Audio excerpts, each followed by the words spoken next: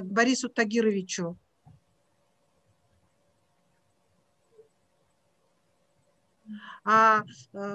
Если нет вопросов Борису Тагировичу, мы вас благодарим за очень интересное выступление, за обозначение еще раз значимости преподавания родных языков и родной культуры.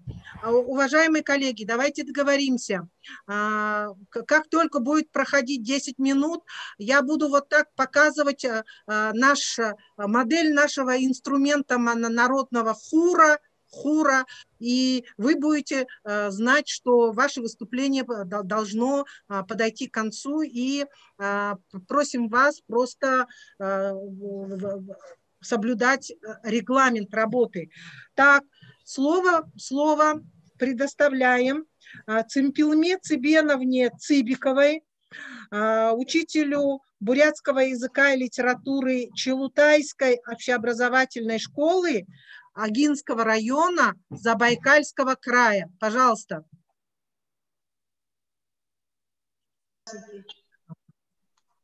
Добрый день, уважаемые участники конференции.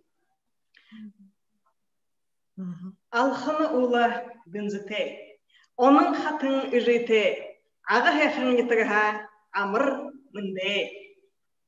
Тема моего доклада – развитие творческих способностей обучающихся в едином образовательном пространстве сельской этнокультурной школы.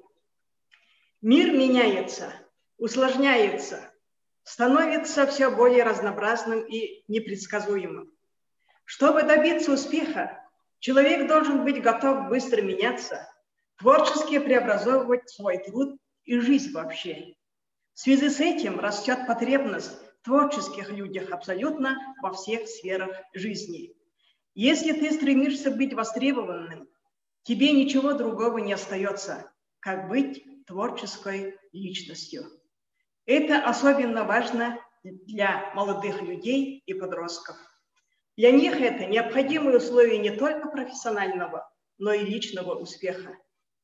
Наконец, люди с творческим подходом к жизни интересны и привлекательны. С кем мы хотели бы познакомиться? Кого мы выбираем себе в качестве друзей? С кем нам интереснее проводить время? О ком интереснее читать, узнавать? Ответ очевиден. Быть творческим человеком – это требование современного, изменчивого мира и одновременно потребность и выгода самого человека. Но что может сделать для этого учитель бурятского языка и литературы сельской школы с этнокультурным направлением? Я отвечу – многое.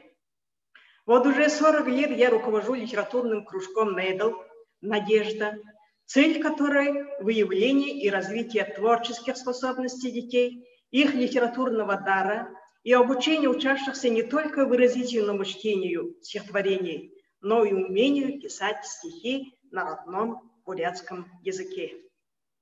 На занятиях кружка мы с ребятами более подробно изучали биографию бурятских писателей, анализировали поэтические произведения, которых нет в школьной программе, изучали индивидуальные стили творчества поэтов, исследовали изобразительно-выразительные средства и пробовали писать собственные произведения, стихи, сочинения, басни, сказки и так далее.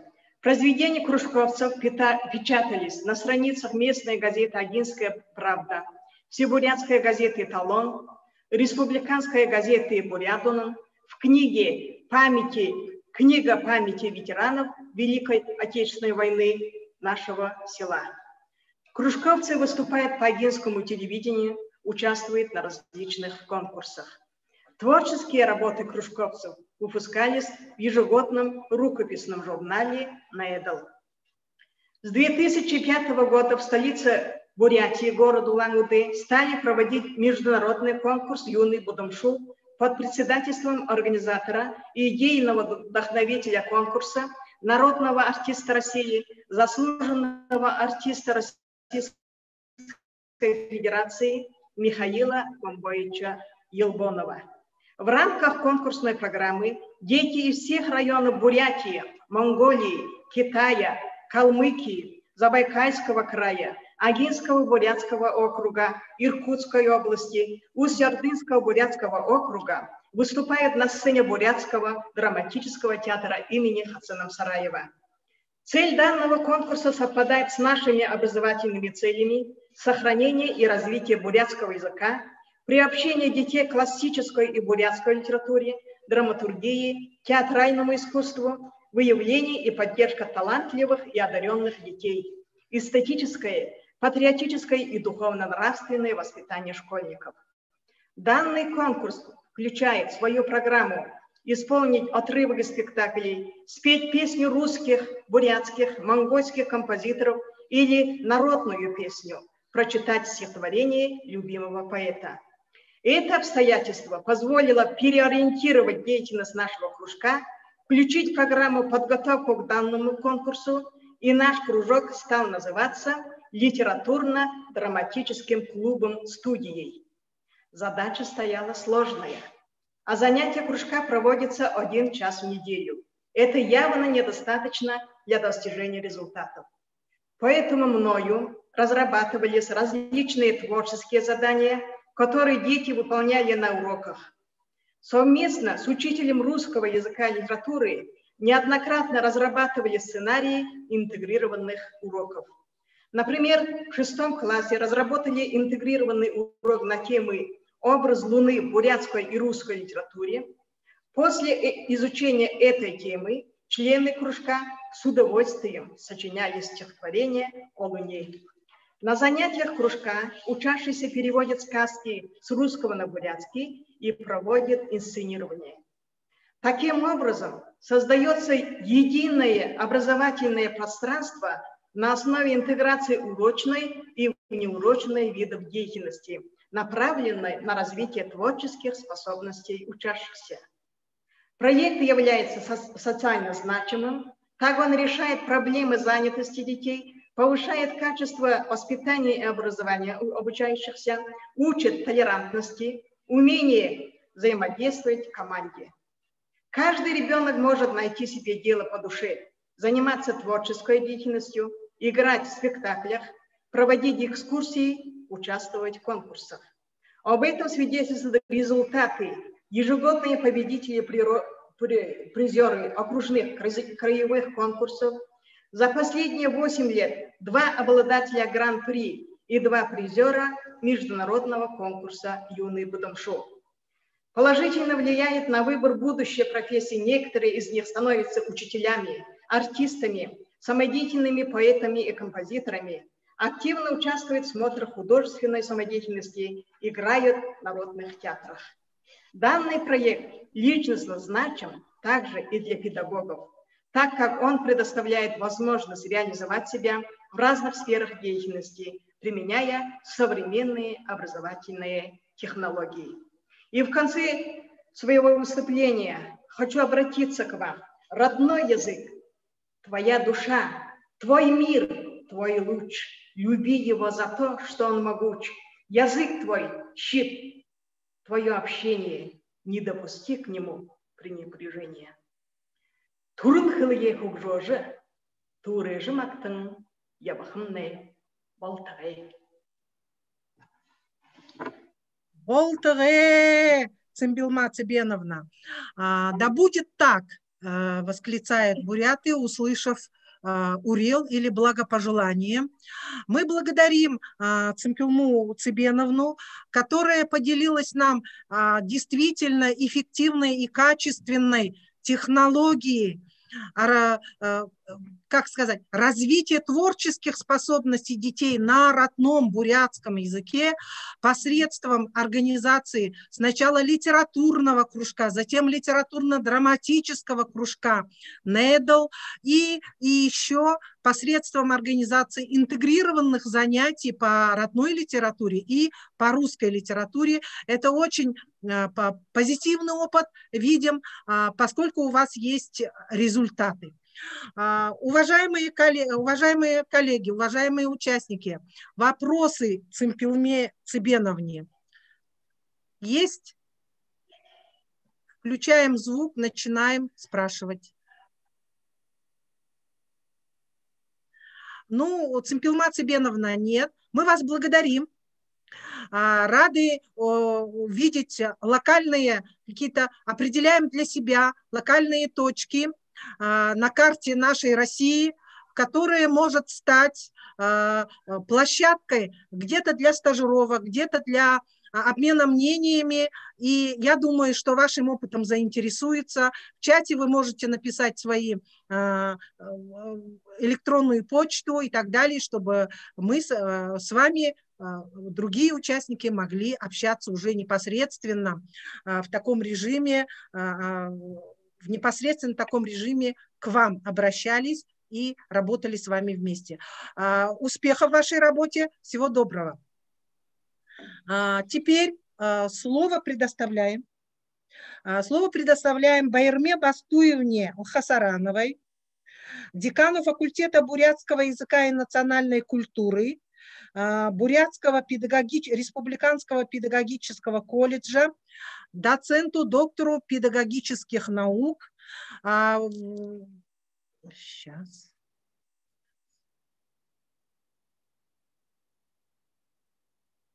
Сейчас. Демонстрация экрана.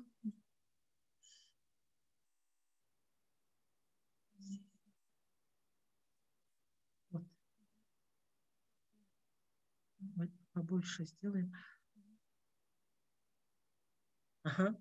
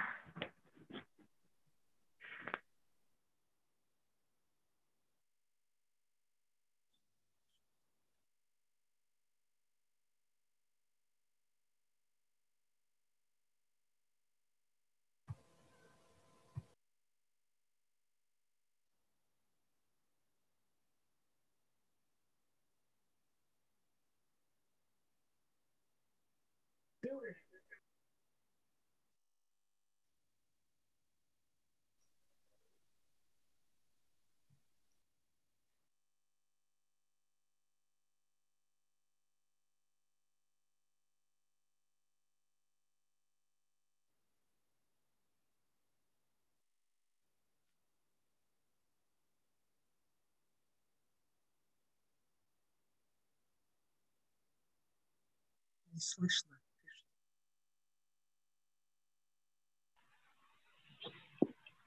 Не слышно. Ага, вы не поняли.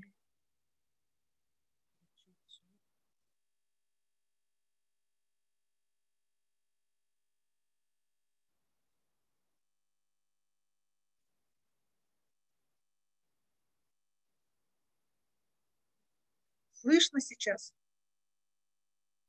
Звук слышно? Да, теперь слышно. Да, сейчас слышно.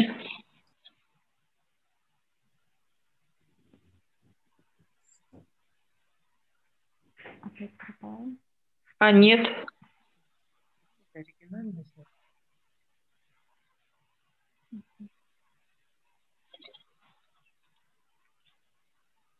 Не слышно опять? Вас слышно, а докладчика нет.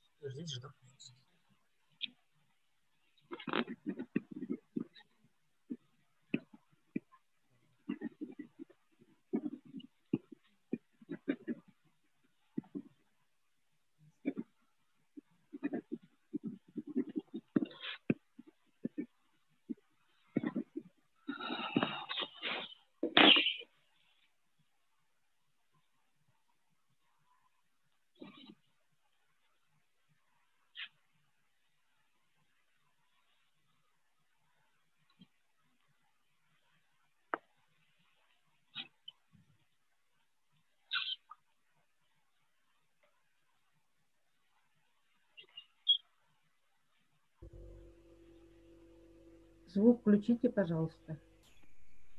Слышно?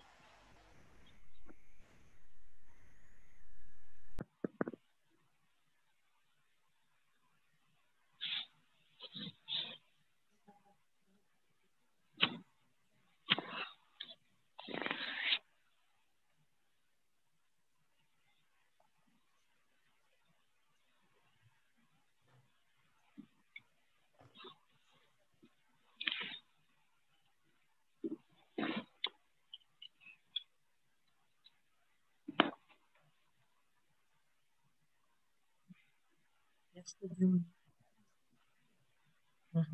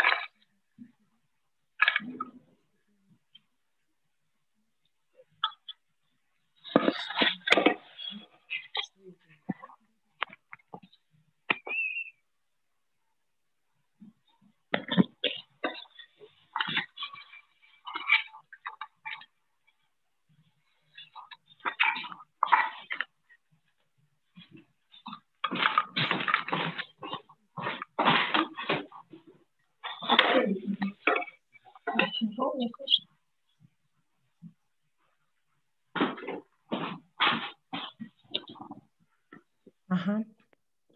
Уважаемые коллеги, уважаемые участники, получилось так, что Байырма Бастуевна нам отправила свое аудио приветствие и доклад свой. Сегодня у них в педколледже идет демо-экзамен полностью, поэтому она занята.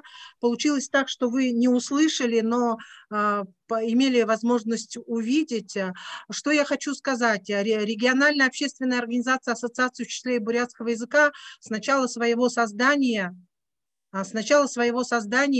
имеет такие обширные направления деятельности. Можем сделать.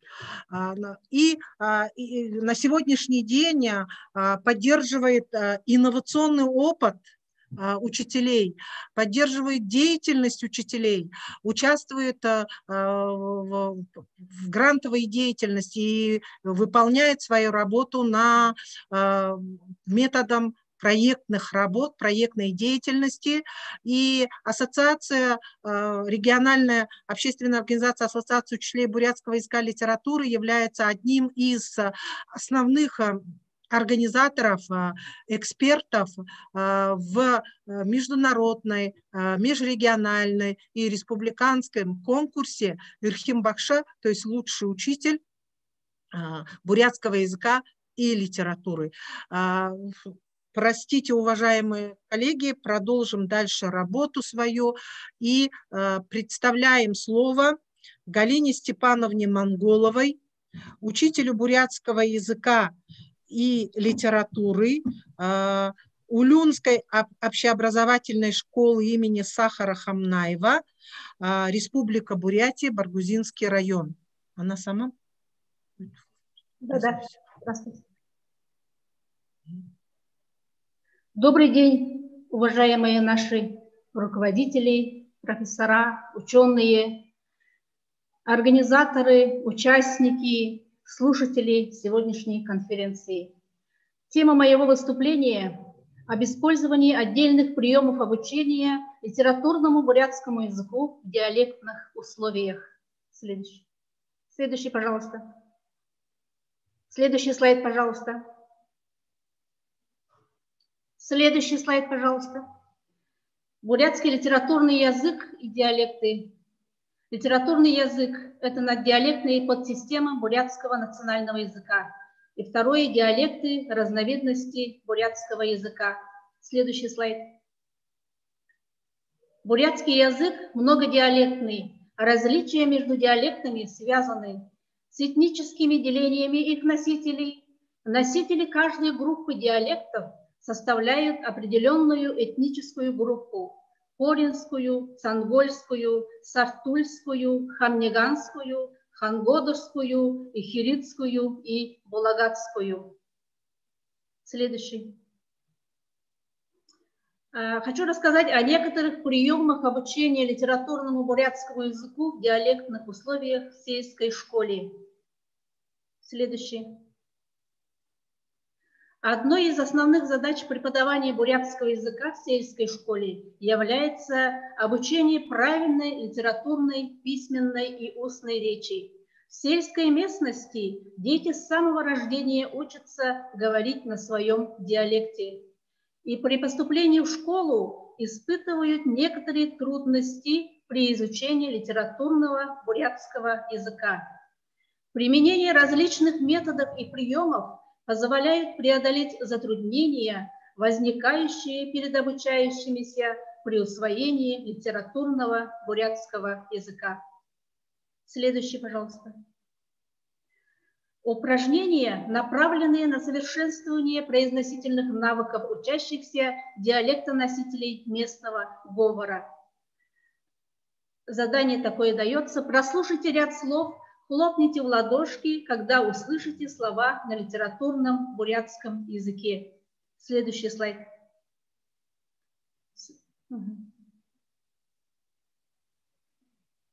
Нажмите, пожалуйста, еще раз. Нажмите, пожалуйста, еще раз на видео. Да.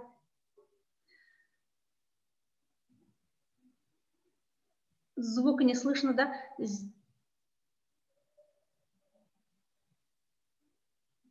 Следующий слайд. Следующий слайд, пожалуйста. Далее упражнение на формирование лексических навыков. К данным словам подберите слова литературного бурятского языка. Здесь идет работа по группам. Следующий слайд. Следующий, пожалуйста.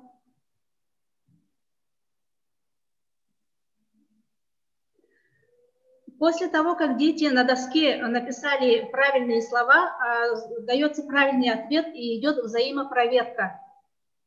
Взаимопроверка. Первая группа проверяет вторую группу, вторая группа первую. Следующий слайд. Далее дается задание: спишите текст, заменяя выделенные слова. Здесь перед этой работой происходит совместное с обучающимися определение параметров и критериев оценивания работы.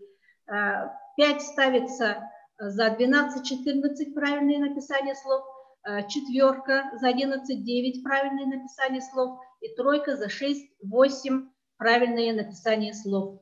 Далее. Текст дается с применением диалектных слов. Баргажыңғал борядылысты ортадық мұрын, отын дұрбын зоң найын километр. Баргажың мұрын, моқ қайқордың ортхалтай ылстық. Табинан мұлу андан до зағу түрен соби. Баргажыне онса нажырта сорбыт алоро шуңғажа ярғыдық. Угулдо зузан мулундарын халтержа алядықда бозыры қайы. Дальше, пожалуйста. И также дается правильный ответ. Текст. Дальше. Далее упражнения, направленные на формирование грамматических навыков. Правильно напишите причастие прошедшего времени. Гамбын гыртте иркыдын игишин аят зе ирам беба. Инын амыйыш би хызыне оншам. Ирдым няданда жыл лагерь амархая ошам.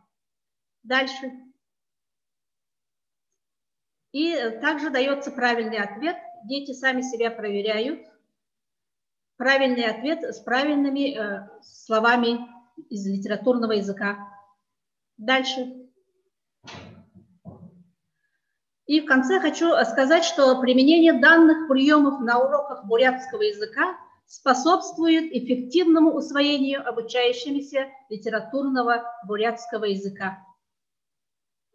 Спасибо за внимание. Спасибо большое, Галина Степановна.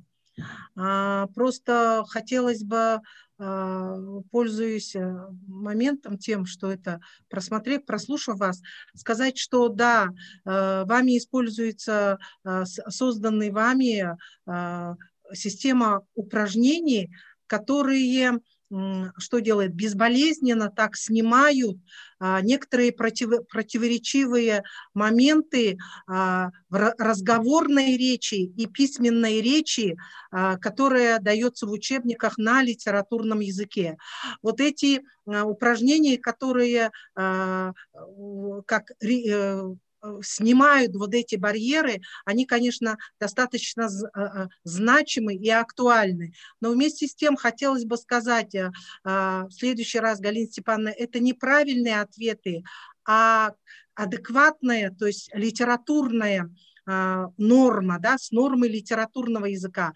Надо говорить о том, что на диалекте дети мы не будем говорить, мы не можем им говорить, вы говорите, произносите, общаетесь неверно.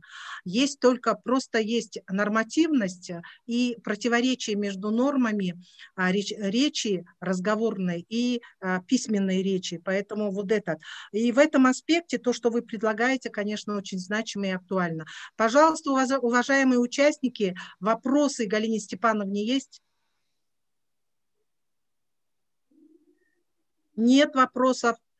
Уважаемые коллеги, разрешите предоставить слово для выступления Римме Иннокентьевне Васильевой, старшему научному сотруднику Института гуманитарных исследований и проблем малочисленных народов Севера Якутского научного центра Сибирского отделения Российской академии наук, кандидату филологических наук, Национальная школа в условиях билингвальной городской среды, проблемы и перспективы.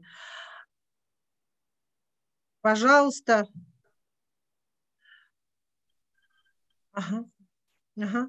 Пожалуйста, мы вас слушаем, Римма Иннокентьевна. Так. Ну, я хочу сказать, что я работаю вот чисто в научном институте, который занимается в основном фундаментальными исследованиями, прикладными исследованиями и проблемами социальной лингвистики. У нас там есть небольшой коллектив, который занимается, значит, ежегодно мониторингом языковой ситуации. И, значит, мы изучаем в основном функционирование двух государственных языков, якутского и русского. И отделы у нас есть малочисленных народов Севера, вот они занимаются своими языками. И вот с точки зрения вот Меня слышно, да? Ага. С точки зрения вот социолингвиста я хотела, значит, свой доклад, значит, построить. Ну, как вы все знаете, Якутия – это многонациональная республика. Кроме якутов и русских, здесь проживают у нас еще венки, значит, чукчи, эвены, юкагиры, долганы. Так? Русским языком владеет 94,7% населения, языком своей национальности владеют 95% якутов, 49,9% чукчей, 24,9% эвенов и 26,9% юкагиров и 6,4% эвенков, 5% долган. Вот. И хотелось бы остановиться вот на экстралингвистических факторах, которые вот произошли за последние десятилетия в нашей республике. Да? Вот, хочется рассказать, что численность якутов все-таки вот за последние годы она выросла, да? Ну, примерно меньше 500 тысяч человек, это 466 492 человека. И поэтому, соответственно, еще изменилась этническая структура населения. Коренные народы стали преобладать в численном выражении. Это произошло в 90-е годы, когда произошел отток, значит, трудоспособного русскоязычного населения из республики в 90-е годы. Также усилилась внутренняя миграция из села в город. Сельские мигранты стали прибывать в якутские поселения городского типа. Тем самым данный процесс увеличил численность якутов с доминантным родным языком. Вот. Значит, в республике воспитание и обучение ведется на двух государственных языках, русском и якутском. Но кроме этого, 5 официальных языков республики изучаются в местах компактного проживания коренных малочисленных народов Севера. Значит, в системе школьного образования республики функционирует 643 общеобразовательные организации. Из них школ с русским языком обучения 48%, школ с якутским языком обучения это 52% от общего количества школ. И хочу сказать, что все-таки якуты большей частью проживают в сельской местности, поэтому там компактно размещены школы с якутским языком обучения. Якутский язык используется в быту, производственной, семейной, образовательной, духовных сферах, местах компактного проживания в сельских поселениях Республики Саха-Якутия. Вот последние десятилетия, значит, городское якутское население составляет 39,5%, сельское 65%. То есть 65% Саха проживают в местах традиционного образа жизни, исключением являются сельские поселения, где имеется метисное население, которое использует два языка, не всегда с одинаковой компетенцией, но в одном и том же социальном контексте. Ну вот насчет билингвов я хотела сказать вам, да, что вот у нас есть регионы, вот, где произошли длительные языковые контакты, долговременные. Это вот Приленские районы, да, и вот поселок Русское Устье, там, значит, русско-юкагирские контакты. И вот там билингвизм ранний. В раннем детстве ребенок уже слышит двуязычную билингвальную речь. Поэтому районы Якутии, они, в общем-то, неоднозначны по своей билингвальности. Если в местах традиционного проживания якутов мы все-таки видим во всех сферах, значит, у нас используется якутский язык. Вот. И если используется, значит, русский язык, то он в пассивной форме, то есть через всю вот эту цифровую связь. Вот.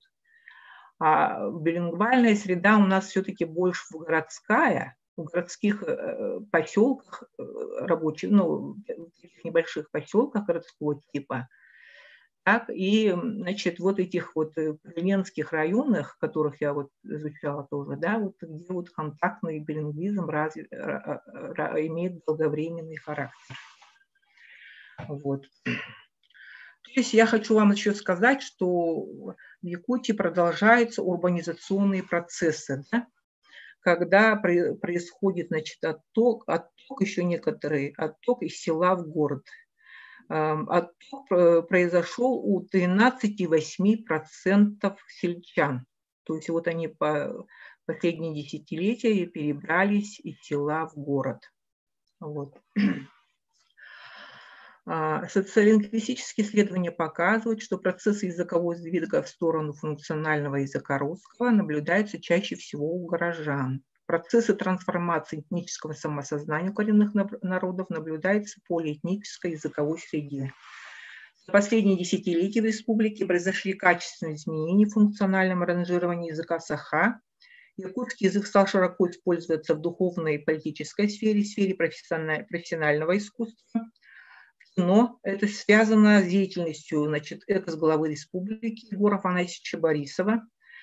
Также вот недавно вышел на экран нашумевший художественный фильм о якутском князе Тагандархан, сыгравший значительную роль в объединении разрозненных родов якутского этноса в XIII веке. В молодежной сфере поддерживается интерес к национальным видам спорта, якутской эстраде, а также наблюдается интерес к традиционным языческим верованиям АИ. Стремление якутской общественности к сохранению использования родного языка в городской билингвальной среде привело к созданию национальной гимназии с якутским языком обучения. Наиболее крупные гимназии в Якутске – это Якутская городская национальная гимназия имени Черяевых, 1205 учащихся, Саха-гимназия, 728 учащихся, и Национальная гимназия АИК-ГАТА, 1172 учащихся. Вот это насчет Национальной гимназии АИК-ГАТА с якутским языком обучения. Вот. Это, в общем-то, принципиально такое иное, мне кажется, общеобразовательное учреждение своей концепции. Вот. И она, в общем-то, была построена по инициативе общественности. И вот под понятием АИК-ГАТА понимается человек с собственным мнением, жизненным взглядом, куриного носителя нравственных ценностей якутского народа. Я разговаривала там в качестве эксперта, значит, заучим этой гимназии, да, и они очень обеспокоены тем, что вот в городской билингвальной среде, значит, вот размывается этническое сознание, ментальность, и поэтому они очень большие такие энтузиасты своей работы, да, и они стараются в своих, значит, стенах общеобразовательной гимназии АИК-ГАТА, значит, внедрять различные проекты, да, и используют национальные компоненты вот в системе образования. А также, значит, я хочу сказать, вот национальные гимназии есть еще, значит, в сельской местности, да, тоже очень интересные, Ирюн-Уолан. То есть это там только учатся мальчики. То есть вот говорили, что вот на пленарном заседании, что действительно надо вот воспитывать сейчас нам, давать, как сказать, образование, воспитание девочкам, мальчикам, да, вот в национальном аспекте. Вот Ирюн-Уолан, вот как раз вот, значит, ну, эта гимназия как раз вот воспитывает мальчиков, нюргун-батуров, вот так вот я считаю, да, будущих вот. Вот. Также я вот, ну, провела опрос вот в самой национальной гимназии и в Якутске, да, в столице, и еще в Покровске я провела. Там Покровске, знаете, многопрофильная гимназия, но там берут детей как раз после начальной школы с якутским обучением, якутским языком обучения. Далее, значит, идет с 5 класса по 11 уже на русском языке обучения. И вот я исследование провела, действительно, да, что вот этой национальной гимназии АИ-КИГТ в основном учатся выходцы из сельской местности. Естественно, что там полностью, я так, значит, провела наблюдение, исследование, что там дети все-таки используют свой якутский язык, практически во всех сферах они его используют. А в многопрофильной гимназии, значит, там все-таки билингвальная среда, якутско-русская. Вот я хочу сказать, что вот говорили сейчас о глобализации, да, вот действительно вот эта глобализация ведет к тому, что идет центробежное движение, ну как бы противоположное движение общественности, каким-то образом сохранить свой язык, свою культуру, ментальность, и поэтому вот эти вот национальные гимназии, мне кажется, являются опорой, ну как-то, я не знаю, флагманом, что ли, сохранения родного языка и культуры. Спасибо большое. Спасибо большое, Рима Иннокентьевна. Отрадно слышать, что у нас в Республике Саха-Якутия в сельской местности все сферы, вообще во всех сферах используется родной якутский язык, но активные билингвальные, то есть процессы, как говорите, глобализации, урбанизации, они тоже не обошли стороной эту республику. И очень отрадно слышать технологию общественности, именно активности общественности, созидательности общественности в том, что они действительно создают силу противостояния вот этой в системе глобализации, тем, что создаются вот такие гимназии, которые даже создаются на основе гендерного типа. Поэтому спасибо вам большое. Очень интересно было слышать вас. Пожалуйста, вопросы есть Риме Иннокентьевне? Хорошо, спасибо большое. Слово следующее предоставляется Доллыр Николаевне Абхановой, учителю бурятского языка муниципального автономного детского дошкольного общеобразовательного учреждения, детский сад номер 86 Аюна, центр, она же является центром развития ребенка, город Улан-Удэ, Республика Бурятия. Пожалуйста. Добрый день, уважаемые участники Всероссийской научно-практической конференции.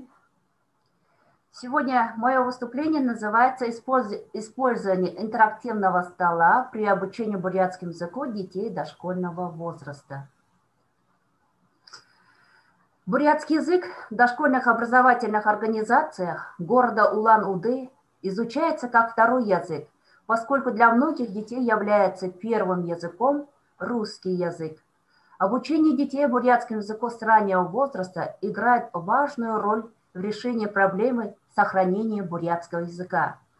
Чем младше ребенок, тем больше у него шансов овладеть вторым языком в максимально возможном объеме.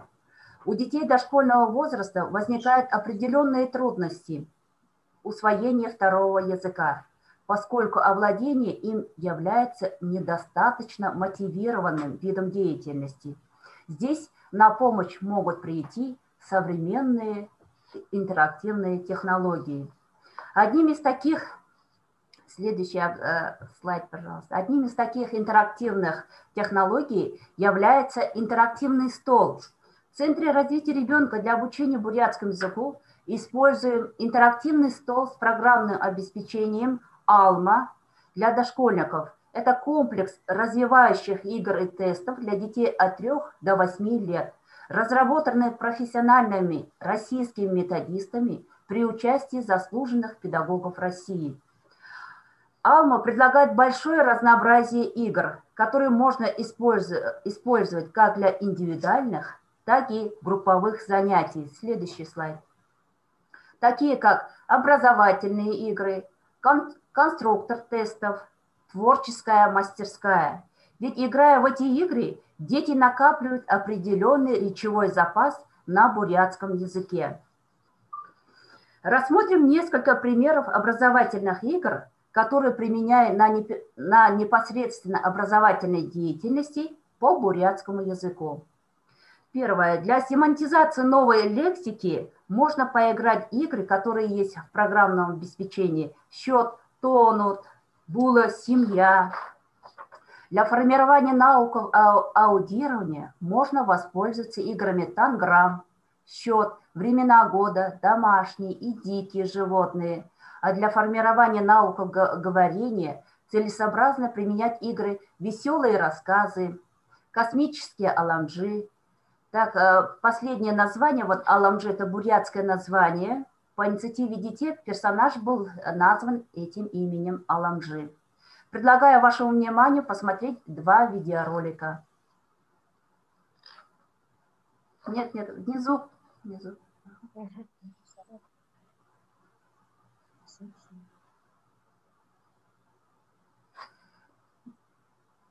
Здесь не слышно. Здесь проходим тему «Семья».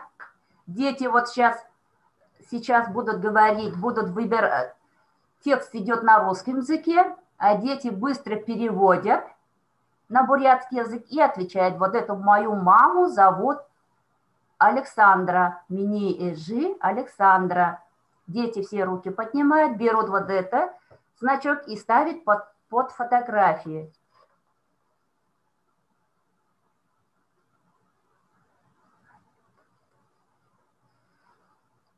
Вот посмотрите, вот дети отвечают на бурятском языке и ставят вот так.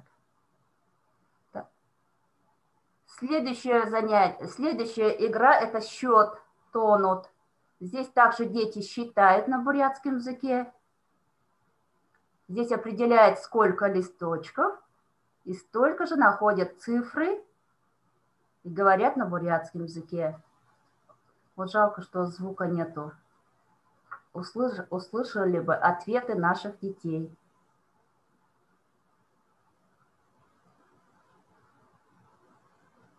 Вот это такой интерактивный стол. Здесь есть программное обеспечение Alma, специальные игры такие находят.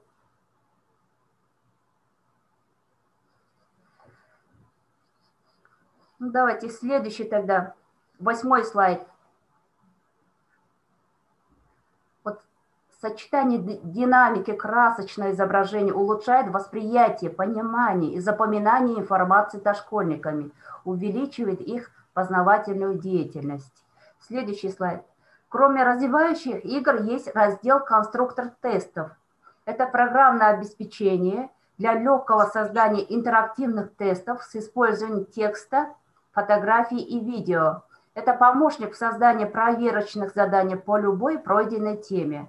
Педагог может воспользоваться готовыми тестами или в нашем случае я сама создаю здесь тесты. Например, дошкольники еще не умеют читать, поэтому задания и ответы для выбора читает учитель, а правильный ответ выбирает сам ребенок, нажимая на кнопку. Мною созданы такие тесты по таким темам: теремок, семья, репка, овощи, одежда, цветы. Вот это тоже видео, наверное, тоже звука не слышно. Нет.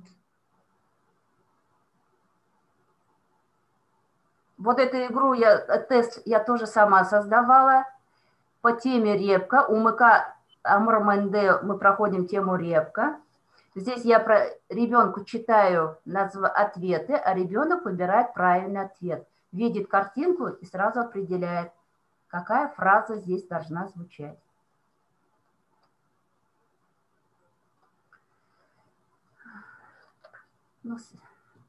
Здесь за одним столом могут выполнять 4 ребенка или 8 человек тесты. Вот посмотрите, здесь выполняет тоже тест по теме «Моя семья».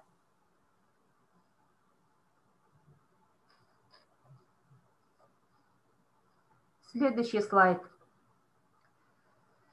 Также при помощи интерактивного стола можно провести в 3-й раздел, называется «Творческая мастерская». Этот раздел очень нравится детям и мне самой. В этом разделе самим можно конструировать игры. Это хорошая находка для учителей бурятского языка в дошкольном образовательном учреждении, думаю. Также мною созданные, вот, например, я могу создать вот такие игры. одежда, овощи, игрушки, счет. Так, дальше тоже идет видеоролик, тоже там звука. Следующий слайд покажите, пожалуйста. Вот это творческая мастерская. Здесь тоже дети прошли тему большой и маленький. Дети определяют, находят овощи и правильно располагают, где большой, где маленький. А вот здесь уже творческая мастерская. Дети могут рисовать любыми красками. Здесь разные краски есть. И повторяют фразы, то, что мы прошли на занятии. Здесь вот эта девочка говорит, что меня зовут Индира, мне 6 лет. Это после прохождения темы «Моя семья» она уже свободно говорит 5-6 предложений. Я люблю изучать бурятский язык. А здесь девочка говорит, меня зовут Даша. Вот это нарисовала свою маму. Она рассказывает, что маму зовут Анна Сергеевна. И здесь она рассказывает, рисует свободно и рассказывает стихотворение про бурятский язык. Вот они расслабляются, когда они сами рисуют, свободно рассказывают то, что они умеют. Дальше следующий, вот этот сайт. Также при помощи интерактивного стола можно провести физкульт-минутки. Сейчас вот здесь ребята выполняют, например, мы недавно выучили стихотворение Даримы Магоевой «Аль-Гаде». Здесь дети песенку поют и выполняют упражнения. Здесь с музыкальным сопровождением проводится с целью снятия мышечного напряжения на занятии. Следующий слайд. Использование программы Alma создает благоприятные условия для овладения языковыми навыками и умениями. Возможность опоры на интерактивные игры позволила обеспечить естественную мотивацию речи на бурятском языке. Об этом свидетельствуют результаты мониторинга, проводимые в нашем детском саду. В конце первого года обучения знаний детей по бурятскому языку составляло 37%, а третьему году 56%. Следующий слайд. Также в связи с применением интерактивного стола с программным обеспечением Alma интерес и желание изучать бурятский язык появилось у многих детей.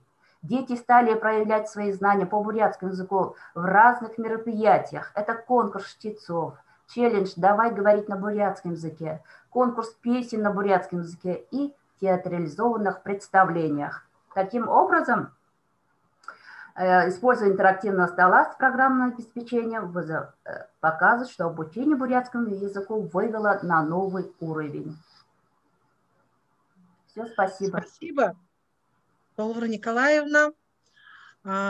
Очень интересные представили эффективную технологию современного использования интерактивного ресурса Alma и его перенос в свою творческую деятельность, именно деятельность ваша как учителя творческая, мы видим, да, поэтому мы видим то, что дети ваши в других режимных моментах организации образовательного воспитательного процесса дошкольной образовательной организации применяют все свои, отрабатывают все свои речевые навыки. Это очень отрадно, хорошо. И самое главное, вот вы отвечаете на вызовы времени к имеющимся учебно-методическим комплектам готовить дополнительные интерактивные электронные цифровые ресурсы. Это очень хорошо, отрадно. Спасибо вам большое. Уважаемые участники, вопросы можете задать Долваре Николаевне. Вопросов нет. Спасибо, Долвара Николаевна. Сейчас мы хотим представить слово Зое Васильевне Остаповой, заведующей лабораторией национальных проблем дошкольного образования Коми Республиканского института развития образования, кандидату педагогических наук, город Сыктывкар, Республика Коми. Пожалуйста, Зоя Васильевна.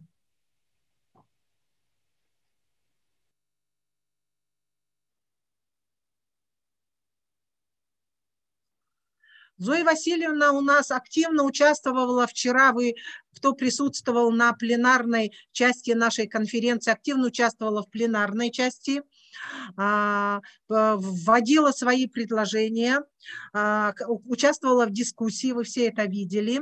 Достаточно было бы хорошо рядом видеть учителя, который реализует, слышать, да, и человека, который разрабатывает научные основы всего, что реализуется в дошкольных образовательных организациях. Хорошо.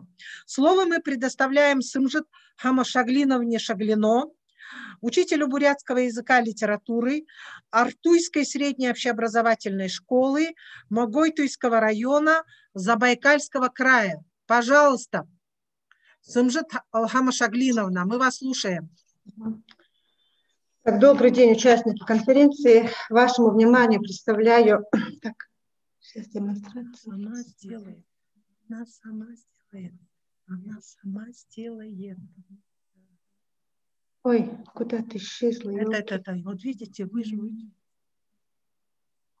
Ой, сейчас.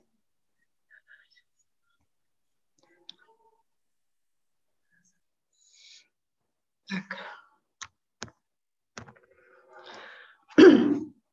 Тема моя: способы реализации этнокультурного образования. Видно, да? Видно? Так, способы реализации этнокультурного образования на уроках бурятского языка в условиях ФГОС. Главной целью современного образования является формирование разносторонне развитой личности. Исходя из этого, одна из задач нас, учителей родного языка, это формирование национальной идентичности и национального самосознания, развитие творческих интересов, способностей, навыков самообразования, способности применять полученные знания в различных видах практической деятельности, несомненно, отвечает проектной форме обучения, которые активно используются в нашей школе. Актуальность технологий проектного обучения в образовательной и воспитательной деятельности нашей школы определяется ее многоцелевой и многофункциональной направленностью, а также возможностью ее интегрирования в целостный образовательный процесс, в ходе которого происходит многостороннее развитие растущей личности, знающей родной язык, уважающей обычаи и традиции своего народа. В своей работе как учитель родного языка и литературы я использую проектно-исследовательскую деятельность уже в течение ряда лет и могу сказать, что достигнуты определенные результаты. Например, учащиеся участвовали в проекте «Уныр Баямов Тунюток». Работа над этим проектом была направлена на формирование коммуникативных, познавательных, универсальных учебных действий. Исследовательский проект часто используется на уроках бурятского языка и литературы, а также для участия в конкурсах. Так, в прошлом году был реализован общешкольный проект «Уштунютарем Араде Амун Захел». Каждая группа получила задание собрать фольклорный материал. Араде Дунут, Урелнут, Аньхон Хашогнут, Табринут, Шок Зуга, и оригинально оформить проект и защитить его. При поиске информации учащиеся использовали различные информационные источники, такие как энциклопедии, толковые словари, интернет-ресурсы. Особенно ребятам понравилось общение со старожилами, которые от всей души напевали народные песни, говорили благопожелания, пословицы, поговорки, загадывали загадки.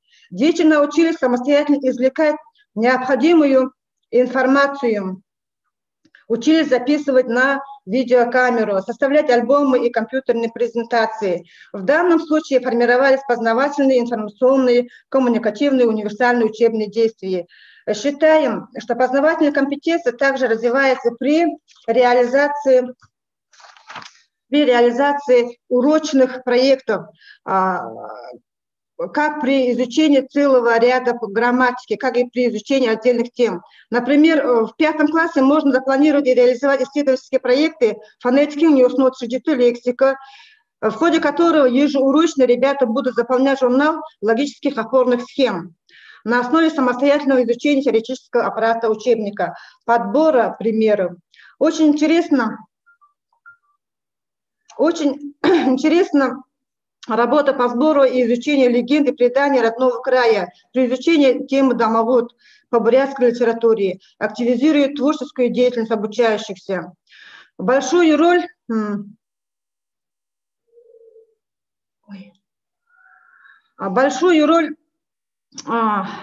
в нравственном воспитании при общении истории и культуре бурятского народа обучающихся имеет проект «Аган Ютрем Неусунот». Вот здесь я прошла, да? Вот здесь еще есть реализуемые проекты «Аган Ютрем Дасангот», «Мянган Жауда Манухэ Мане Хахин Бэдакта». Это идет, реализуется еще. Так, дальше. Также хочется сказать о большом проекте «Мянган Жауда Манухэ», это «Манан Хахин Бэдакта». При проведении данной исследовательской работы обучающиеся изучают большой материал об истории АВО. Работая с информаторами, ребята получают богатейший исследовательский материал об обряде закладки бумбы, основании Субургана, значении Хим-Маринов, Горо. Информацию о финансировании реконструкции АБО предоставил наш глава администрации сельского поселения Артой. Проекты данного направления позволяют расширить кругозор учащихся, обогатить их словарный запас, имеют большой потенциал патриотического воспитания и нравственного воспитания. Большую роль в воспитании уважительного отношения к истории своего рода сыграл долгосрочный проект «Мини Укарвал». В течение учебного года учащиеся родители собирают материал о своей родословной, фотографии, письма, воспоминания. Так, дальше. И хочу остановиться на творческом проектировании БИП Бурятии. В деле приобщения учащихся к истокам, к родному языку и литературе, обычаям, традициям бурятского народа, при организации проектной деятельности мы вовлекаем все составляющие этнокультурной среды, в которой находятся учащиеся. Цель творческого проекта – это вовлечение детей в творческие проекты и развитие родной устной и письменной речи. Работая над этим проектом БИП Бурятии, мы участвуем в районных окружных конкурсах часов Агам Нишамда, эссе на бурятском языке, Ирхим Нейролга, Ирхим Диктант, конкурс Юный Бодомшо, конкурс Кима Цидинова в городе Улан-Удэ, конкурс часов, да. И большую роль в формировании национального самосознания играет еще работа драматического кружка «Галхам». Кружковцы не только знакомятся с историей бурятского драматического искусства, но и сами ставят спектакли, украшая школьные праздники, праздничные концерты на сцене сельского дома культуры, участвуют в районных конкурсах, где занимают призовые места. Ученик 9 класса Сындемеев Данзан и ученик 11 класса Пономарев Алексей, участники международного конкурса «Юный Бодомшо», который прошел в 2018 году. В прошлом году 3 моих учеников участвовали в 4-м межрегиональном конкурсе часов Кима Цидинова. Выпускница 2019 года Шейдонова Сарендулма дважды участвовала на международном фестивале Алтаргана в номинации «Эссе». Конкурс «Агархим Диктант», «Агархим Нейруга» 8-й год почти являются победителями и призерами района и округа. Школа честно сотрудничает с сельской библиотекой, с детским садом, с больницей. В деле приобщения учащихся к родному языку неоценима работа школьного сельского музея, где собран богатейший материал по истории села, школы, родословным, ветеранам войны, тыловикам, матерям-героиням, детям войны, выпускникам школы. В сотрудничестве с сельским домом культуры поселения нами ежегодно реализуются проекты «Сагалым Манайгендер».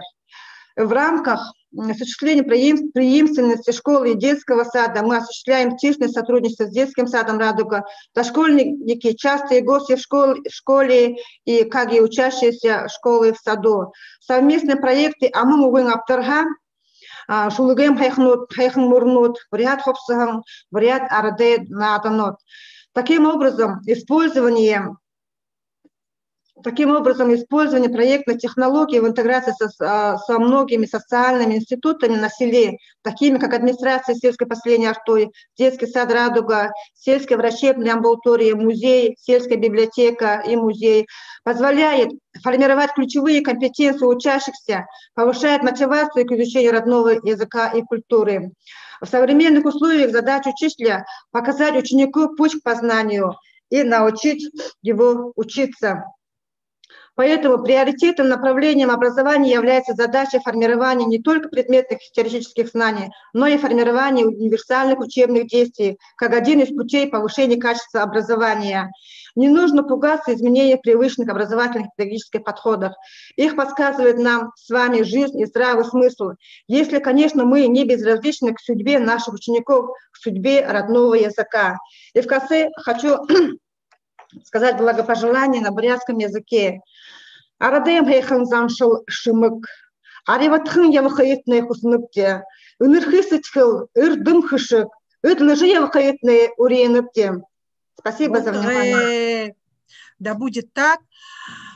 Цымжит Алхама Шаглиновна, спасибо вам большое. Мы хотим еще раз поздравить вас с очень качественным, эффективным и успешным выступлением в конкурсе, межрегиональном конкурсе Эрхим-Бакша. У нас Цымжит Алхама Шаглиновна одна начала составлять лексический минимум по родному языку для дошкольников и для обучающихся младших школьников. И я думаю, что в сотрудничестве с учеными Бурятского государственного университета, но и других учебных заведений, Цымжит Алхама Шаглиновна закончит свое это дело. Сегодня спасибо вам большое, что вы представили реализацию проектной, эффективной технологии по реализации проектной деятельности при активном сотрудничестве со всеми организациями своего села, включая общественность, гражданские управления и прочие службы, родителей. Действительно, мы знаем, что это у вас имеет результат, потому что мы видим ваших учащихся очень часто на наших конкурсах. Спасибо вам большое. Уважаемые участники, можете задать вопрос Цымжит Алхама Шаглиновне. Нет, да, вопроса? Пожалуйста, я вас прошу, Цымжит Алхама Шаглиновна, уберите свою презентацию. Слово представляется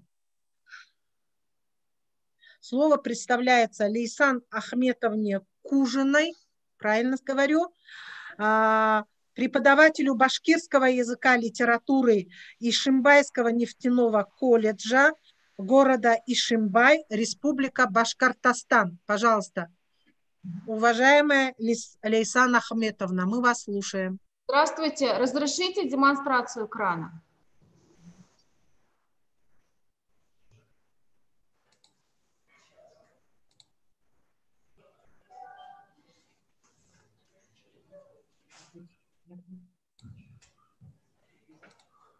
Нет.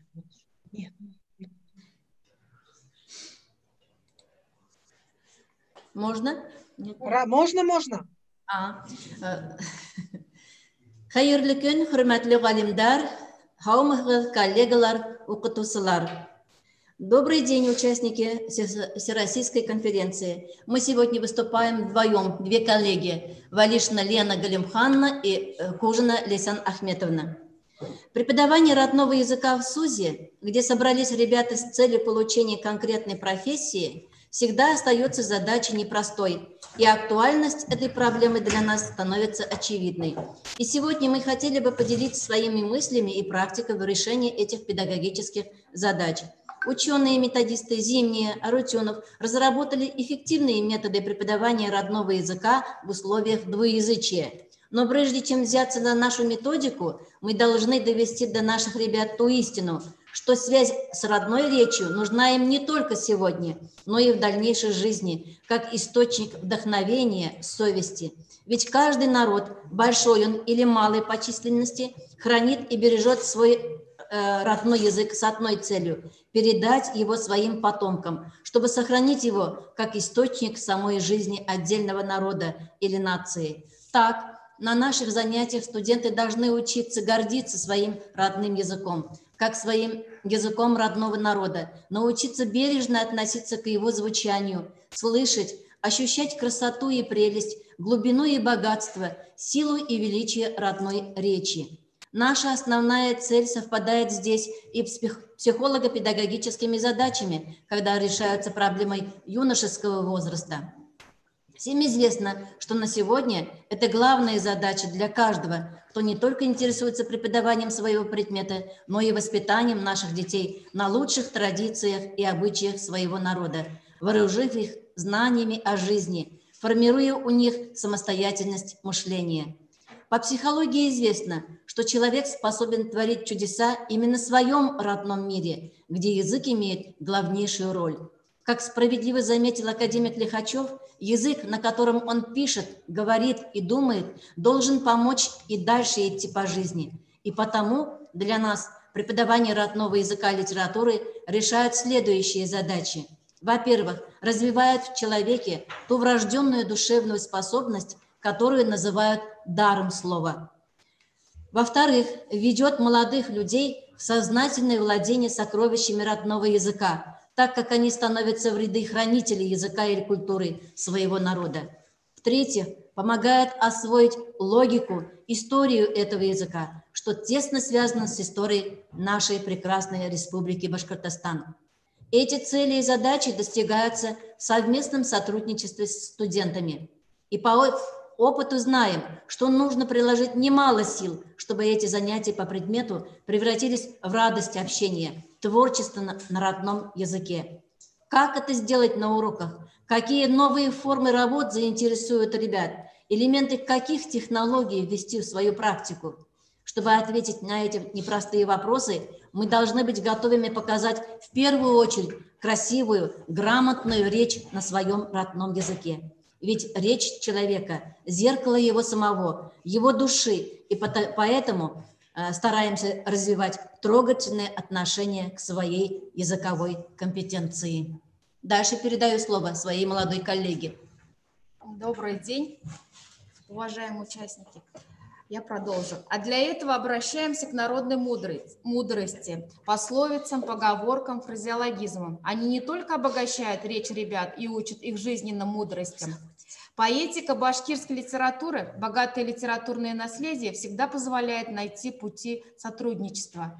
Никого не может оставить равнодушны слова Рами Гарипова о родной речи или строки Расула Гамзатова. И если завтра мой язык исчезнет, то я готов сегодня умереть.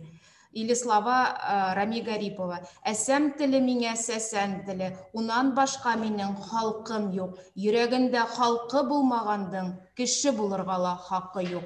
Ведь родное слово является основой всякого умственного развития и всех знаний. Занимаясь своими сложными предметами по профессии, чертежами, зачетами, семинарами, они получат полноценное образование, в чем родная речь поможет творчески подходить к будущей профессии.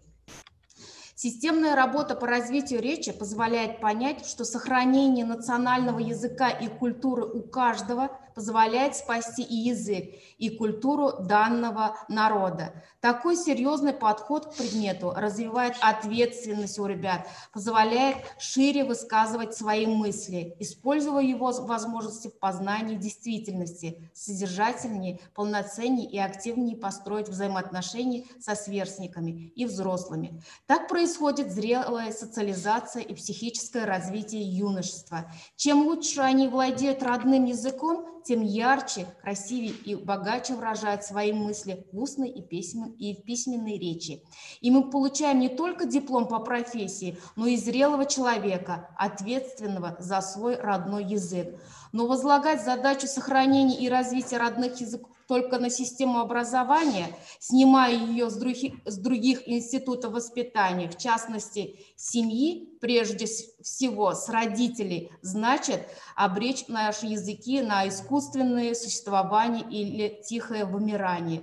Задачи гуманизации общества решает в основном только учебное заведение и учреждения культуры. Однако язык нельзя сохранить насильственным путем. Его можно сохранить, если представители этноса любят родную словесность, говорят на ней, гордятся ею, а чувство любви может быть заложено только в семье. Проблема обучения родному языку связана с вопросами формирования национального самосознания учащихся. Думается, необходимость их решения не может не повлиять на характер наших сегодняшних занятий, в чем мы желаем всем успехов. Привлечение студентов к предмету через сотрудничество начинается таким образом от момента мотивации. Ребята должны видеть плоды своего труда и аналитический подход самостоятельных молодых людей к практическим задачам, новым проектам в изучении языка становится осознанным и целенаправленным. При этом большую роль в лучшем овладении родным языком, в стимулировании интереса к его изучению играют конкурсы, олимпиады, круглые столы, семинары, научно-практические конференции. Как приятно видеть радость своих студентов от завоеванных вершин, увидеть в их глазах гордость за свои знания, что стимулирует и других ребят. Они с удовольствием участвуют в этих состязаниях, потому что готовы показать свои знания, популяризации родных языков, усилению интереса студентов к родным языкам, повышению их качества знаний, а также поддержке творческих работающих специалистов, способствующих проведению ежегодных районных, городских, республиканских мероприятий, традиционно проводимый Международный день башкирского языка и другое. И хотя наш колледж имеет техническую направленность, мы не перестаем выявлять среди своих студентов одаренных, талантливых ребят. Поддержка талантливой молодежи предполагает создание специальной системы по выявлению поддержки одаренных студентов и формированию среды для проявления и развития способностей каждого из них.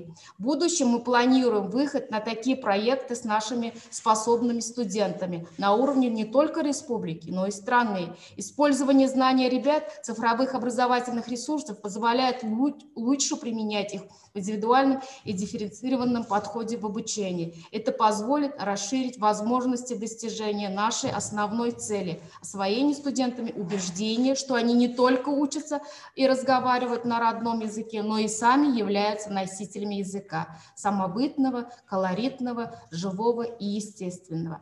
Таким образом, только активизация работы по внедрению инновационных подходов в преподавании родных языков, развитие системного подхода к научным, методическим и психолого-педагогическим проблемам в процессе сотрудничества является необходимым условием практически усвоения родного языка. На этом все. Спасибо за внимание. Спасибо большое вам, Лейсан Ахметовна, Алена Галимхановна. Очень были рады услышать башкирскую речь наравне с другими, как говорят, речью другой.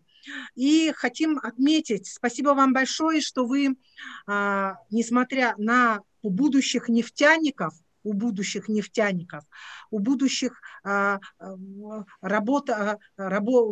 специалистов, так сказать, производственной сферы России, формируете языковую компетентность, межкультурную компетентность и формируете зрелость, национальное самосознание, ответственность за свой язык.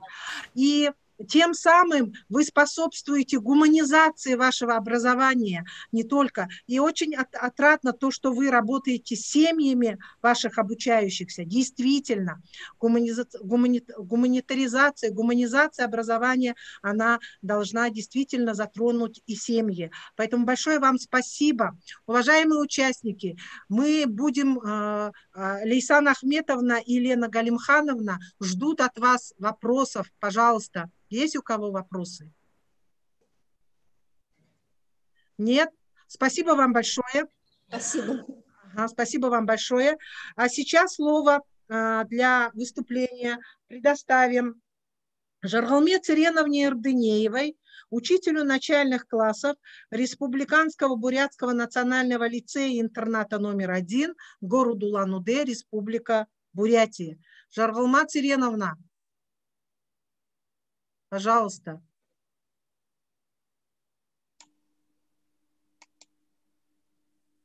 Жаргалма Цыреновна.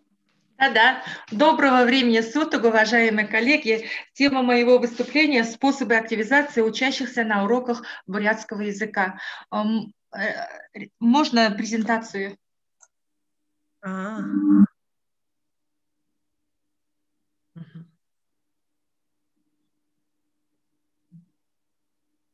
Включайте. Так, я открыла.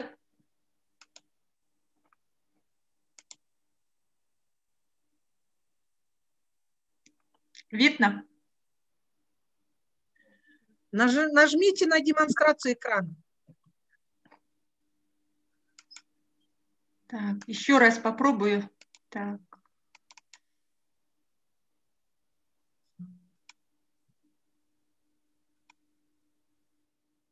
Сейчас видно всем?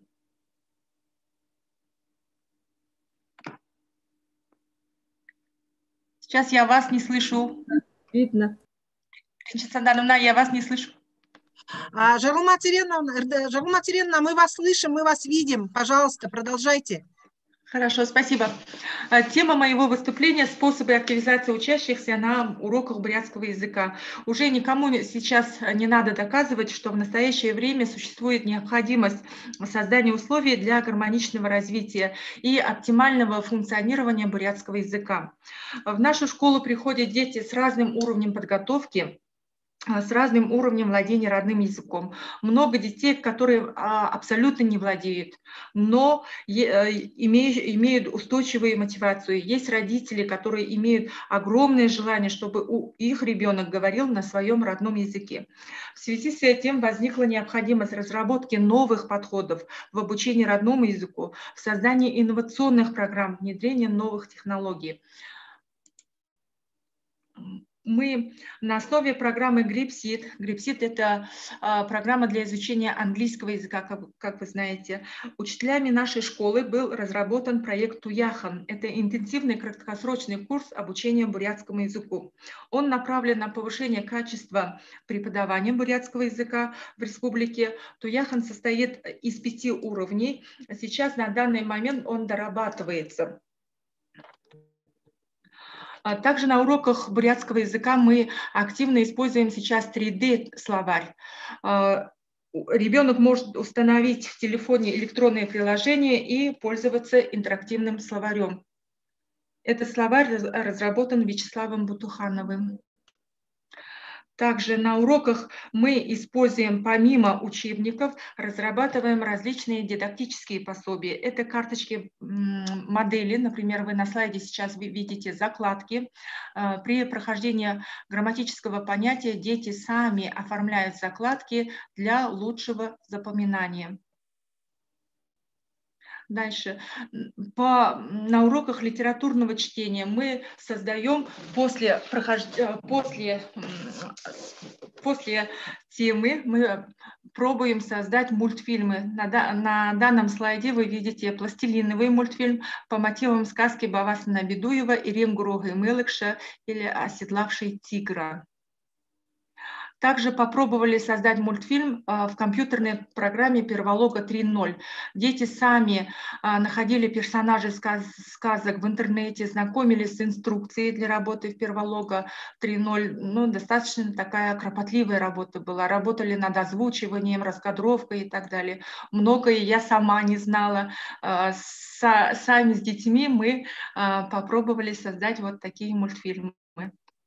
На слайде вы видите грамматический тренажер, который называется «Учимся, играя» на Адамхурае для использования на уроках бурятского языка и турультихылы. Здесь вашему вниманию разные типы заданий, таких как алфавит, слог, родственные слова, склонение имен существительных, множественное число имен существительных, слова-синонимы, антонимы, есть загадки, пословицы. Подробно рассмотрим на на данном слайде. У детей вот такая палитра. Правильный ответ дети показывают фишками соответствующего цвета. Кто желает сейчас принять участие, включите, пожалуйста, звук. На данном слайде мы видим бурятский алфавит. Для легкого запоминания мы используем данный тренажер. Посмотрите, пожалуйста. А, Б, В и дальше какая буква идет? Г буква идет. Правильно, Г буква. А чтобы показать, находим на палитре Г букву. Где же она стоит? Наверху, внизу? Внизу. Внизу. Какого цвета я тогда фишку поставлю возле буквы Г? Улан красного цвета. С отверстием или без? Видите, красные фишки у меня разные. Ну, да, с отверстием, молодцы. Дальше идем Д, Е, Ё, Ж. И дальше какая буква у нас идет? З. Какого цвета фишку ставлю? Зеленого. Зеленого. Ищем букву З. Где же у нас? Наверху. И наверху ребенок ставит букву З. И краткое, и так далее. После того, как дети выполнят все 12 карточек, они переворачивают эту карточку и смотрят, правильно ли они сделали или нет. Если все цвета наши совпали, смотрите, совпали, то ребенок делает вывод, что тему алфавит он усвоил. Точно так же у нас есть карточки, разработанные карточки на правописание основ слова. Например, очень сложная тема на правописание гласных у, уи и уи. Это мужские и женские гласные. Например, в слове хоракша дети видят, что пропущена буква у и видят фишку фиолетового цвета и рядом возле у буквы ставят фишку. Дальше, например, в слове унеген пропущена буква У, и мы аилгог У, ищут, и после выполнения всех заданий также переворачивают. Дальше. Есть очень много карточек на правописание падежных окончаний. В бурятском языке у нас 7 падежей. Одним из самых сложных является хаманный падеж. Вы, наверное, коллеги, все согласитесь. Хаманный падеж, так как очень много различных окончаний. И дети работают на данном тренажере. Есть карточки, разработанные карточки на отработку темы дательный падеж, зугый падеж. Зугай падеж, зыпсыгай падеж. Я подробно не буду останавливаться. После прохождения всех 7 падежей дети работают уже на данном тренажере. Здесь уже 7 падежей они повторяют на одной палитре. Дальше есть карточки, которые предусмотрены не только для уроков бурятского языка, но и литературного чтения. Например, на данной карточке написаны пословицы. Бибгыгын гансара, бидыгыгын Алоро. Какого цвета фишку поставим? Ногон, зеленого. Я ищу алоро и рядышком ставлю зеленого цвета. После этого я переворачиваю карточку и смотрю, если все цвета совпали, значит я знаю пословицы. Также идет табаринут, загадки, турыл угнут. Родственные слова, например, хоры, и ищу здесь родственное слово к этому слову. Получается слово Корулдон. Какого цвета фишку ставлю? Коричневый. Но здесь так-то на самом деле это оранжевый цвет. Шарулан. Угу. Дальше. Ихиругнут. Есть также карточки на изучение грамматических понятий. Например, на данном тренажере дети повторяют все части речи. Туле. К какой части речи относится? Юмненеры. И ставлю, видите, юмненеры у меня 2 раза написано. Юнеры. Куда я поставлю? Наверху или внизу? Наверху Ю. К сожалению, внизу, потому что здесь фишка у меня без отверстия, и ставлю сюда. Дальше. Есть задание на отработку множественного числа имен существительных. Есть задание на закрепление темы местоимения. И даже есть задания, предусмотренные для 1 класса, чтобы дети запомнили, как будет шоно, бабре, яман и так далее. Спасибо за внимание. Если у меня есть время, я бы хотела бы просто продемонстрировать эти пособия. У вас есть 1 минута. Так, как мне выйти? Выходите, демонстрация экрана, закрываете. Так. Остановить демонстрацию. Все. Так. Вот эти закладки. Видны, да? Закладки, которые мы используем на уроках бурятского языка. Есть такой 3D-словарь, про который я говорила, вот в таком сундучке он. И разные карточки здесь, очень много карточек. И про такую палитру я говорю. В этом наборе очень много карточек.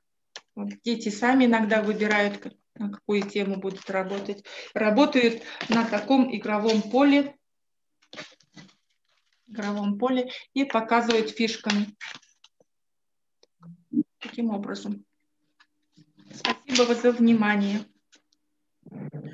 Спасибо большое, Жаргулма Цыреновна, за интересное выступление. Действительно эффективную технологию вы показываете, применение разработанных вами дополнительных дидактических игр, дидактических материалов в виде карточек, и которые они все имеют настольный дидактический характер применения. Это очень хорошо, помогает в закреплении, в отработке грамматических понятий. Здесь идет речь об изучении языка, методике изучения языка, изучении структуры языка, изучении уровней языка, его грамматических и разных особенностей этих ярусов и структур. Пожалуйста, вопросы есть к Жаргалме Цыреновне? Прошу, задавайте.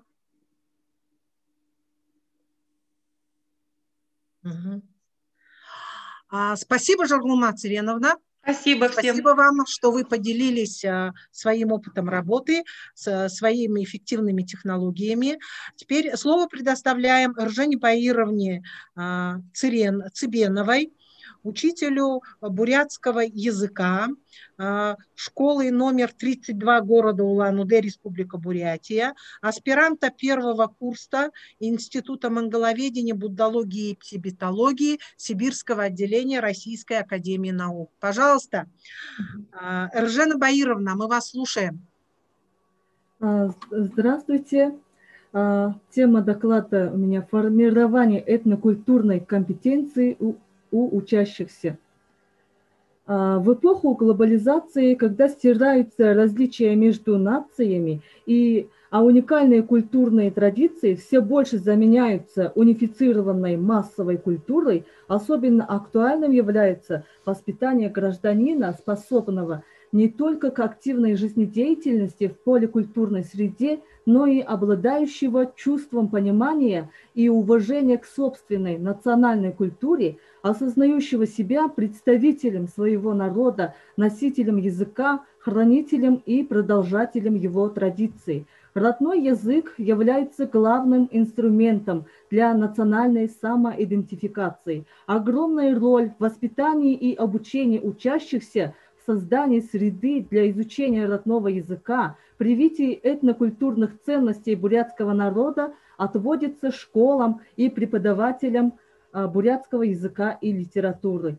Хотя не во всех школах в достаточной мере изучается бурятский язык как государственный, учителя бурятского языка, кроме урочной деятельности, стремятся прививать любовь к родному языку и культуре и вне урока, через воскресные школы, участие в разных конкурсах, конференциях и олимпиадах. Этнокультурная лексика занимает особое место в языковой картине мира бурят. Она непосредственно связана с их образом жизни и историей. На формирование этой лексики влияют мировоззрение народа, традиции поколений, материальные экономические условия, языковые контакты этноса с другими народами. Анализ данного пласта словарного состава требует учета влияния внеязыковой действительности и обращения к этнографическим реалиям. Особый пласт этнокультурной лексики представляет тема одежда. Юдың малғай, капюшон из сукна, надеваемый в дождливую погоду. Торсык малғай, шапка, похожая на венчик у цветка. Пожалуйста, слайды поменяйте мне, пожалуйста. Ага, торпша малғай, островерхая шапка с отворотом из черного бархата или соболя, надеваемая в теплое время года. Бизгы малғай, шапка, напоминающая тибетейку. Ага, следующие слайды, пожалуйста. Хурдығың малғай, зимняя шапка из мерлушки. Шигыпшите малғай, подбитая шмехом шапка конической формы с наушниками. Папаха, шапка круглой формы с наушниками, сшитая мехом наружу из шкуры ягненка. Тырлик дыгыл, легкий летний халат на матерчатом подкладе. Хаксы дыгыл, шуба, сшитая из шкур ягненка с длинной шерстью. Харме дыгыл, летний халат, сшитый из замши. Хамыгын дыгыл, верхние одежды замужней женщины. Хаман дыгыл, шуба прямого покроя, предназначенная детям и женщинам пожилого возраста. Басығын дыгыл, верхняя одежда девушки. Ирыхуне дыгыл, верхняя одежда мужчины и так далее. Каждый вид одежды демонстрирует социальное положение, возраст, статус хозяина.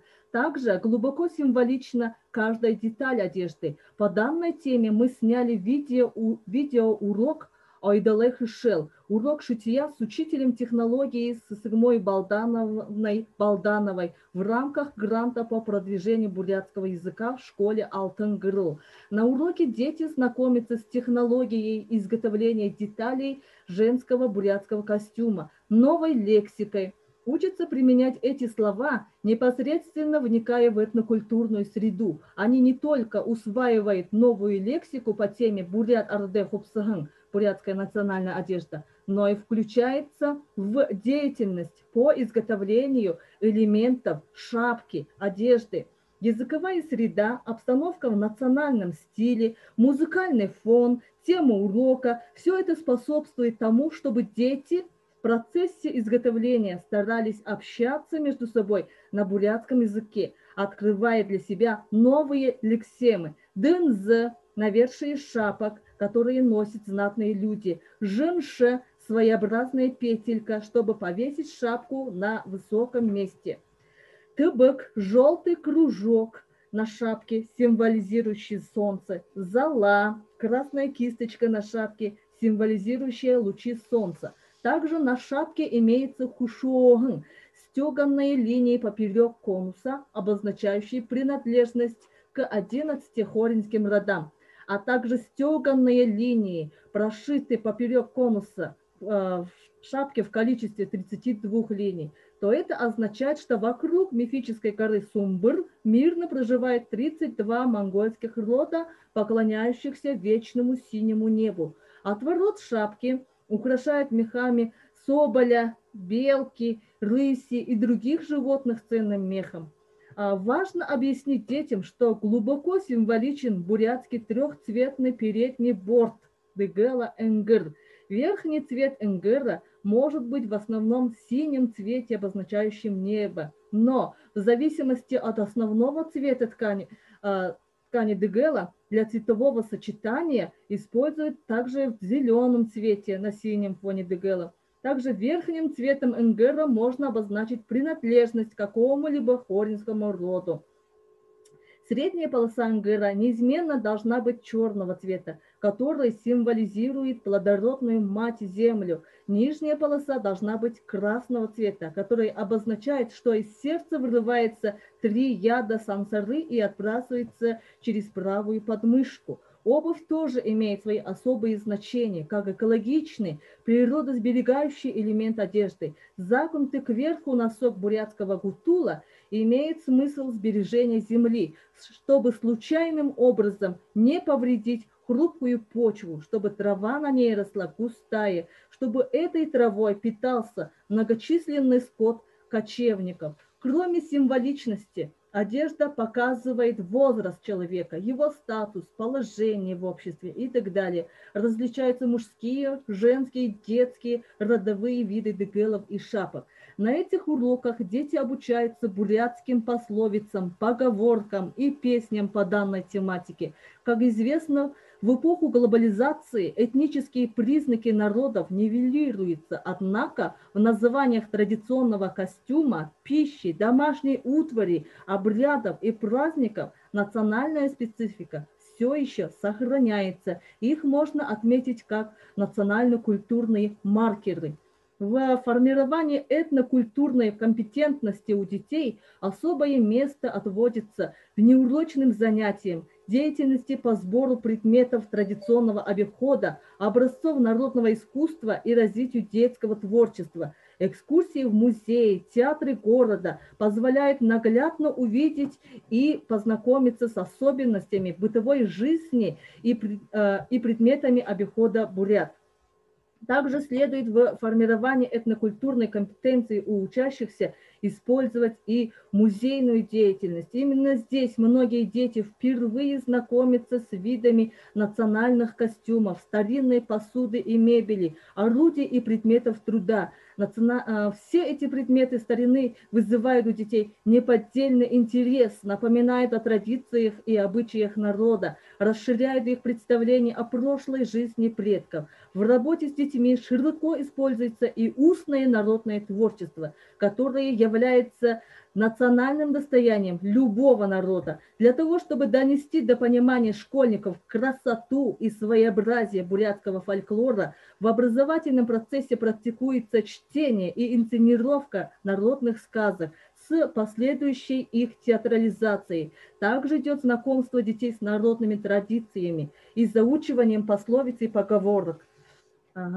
Так, нами подготовлена и выпущена видеоинсценировка сказки Тахрюмба Быксырга «Журавль и сова». Дети с удовольствием исполняли отведенные им роли, учили песни, загадки, игры. Они не только сами поняли мораль сказки, но и старались эмоционально передать зрителям. Большое значение в приобщении детей к историческому наследию родного края имеет работа по расширению кругозора юных граждан путем организации экскурсий в культурные центры. Жена Баировна, простите, ваше время вышло. Может, закруглитесь? Хорошо, спасибо. Содействуя формированию этнокультурной компетентности учащихся, мы делаем акцент на приобщении их к национальной культуре, традициям и обычаям своего народа. Народным праздникам, забавам, играм, порождая у молодого поколения чувство национальной гордости, патриотизма и любви к родному краю. Спасибо за внимание. Спасибо, Эржена Баировна. Ну, в первую очередь мы поздравляем вас, нашего учителя, одного из известных учителей бурятского языка, с тем, что вы стали аспирантом и уже с другой позиции смотрите на свою деятельность профессиональную. И за то, что вы хорошо, достаточно основательно представили нам теоретическое обоснование факторов изучения этнокультурной лексики и очень так распространенно и очень конкретно с фактами, с примерами показали на примере темы бурятская одежда, национальная одежда, вот тот лексический пласт, который используется, применяется в народе. И не только это, но и показали, что дети, овладевая словарным запасом, то есть формируя у себя лексические навыки, одновременно создают модели или же одежду эту. Это очень хорошо. Спасибо вам большое. Уважаемые участники, вопросы к Ржене Баировне есть? Спасибо, Ржена Баировна. Слово для выступления мы хотим дать Валерии Михайловне Лемской, доценту кафедры перевода и переводоведения Томского государственного педагогического университета, кандидату филологических наук, а также Лидии Александровне Селяниновой, библиотекарю краеведческого отдела. Доклад название «Преподавание родного языка в рамках проекта «Музей Центра возрождения чулымской культуры. Опыт очно-дистанционных занятий». Пожалуйста. Здравствуйте, уважаемые коллеги. Хорошо сейчас слышно? Да, хорошо слышно. Я сразу, если можно, запущу звук компьютера и надеюсь, что все пойдет.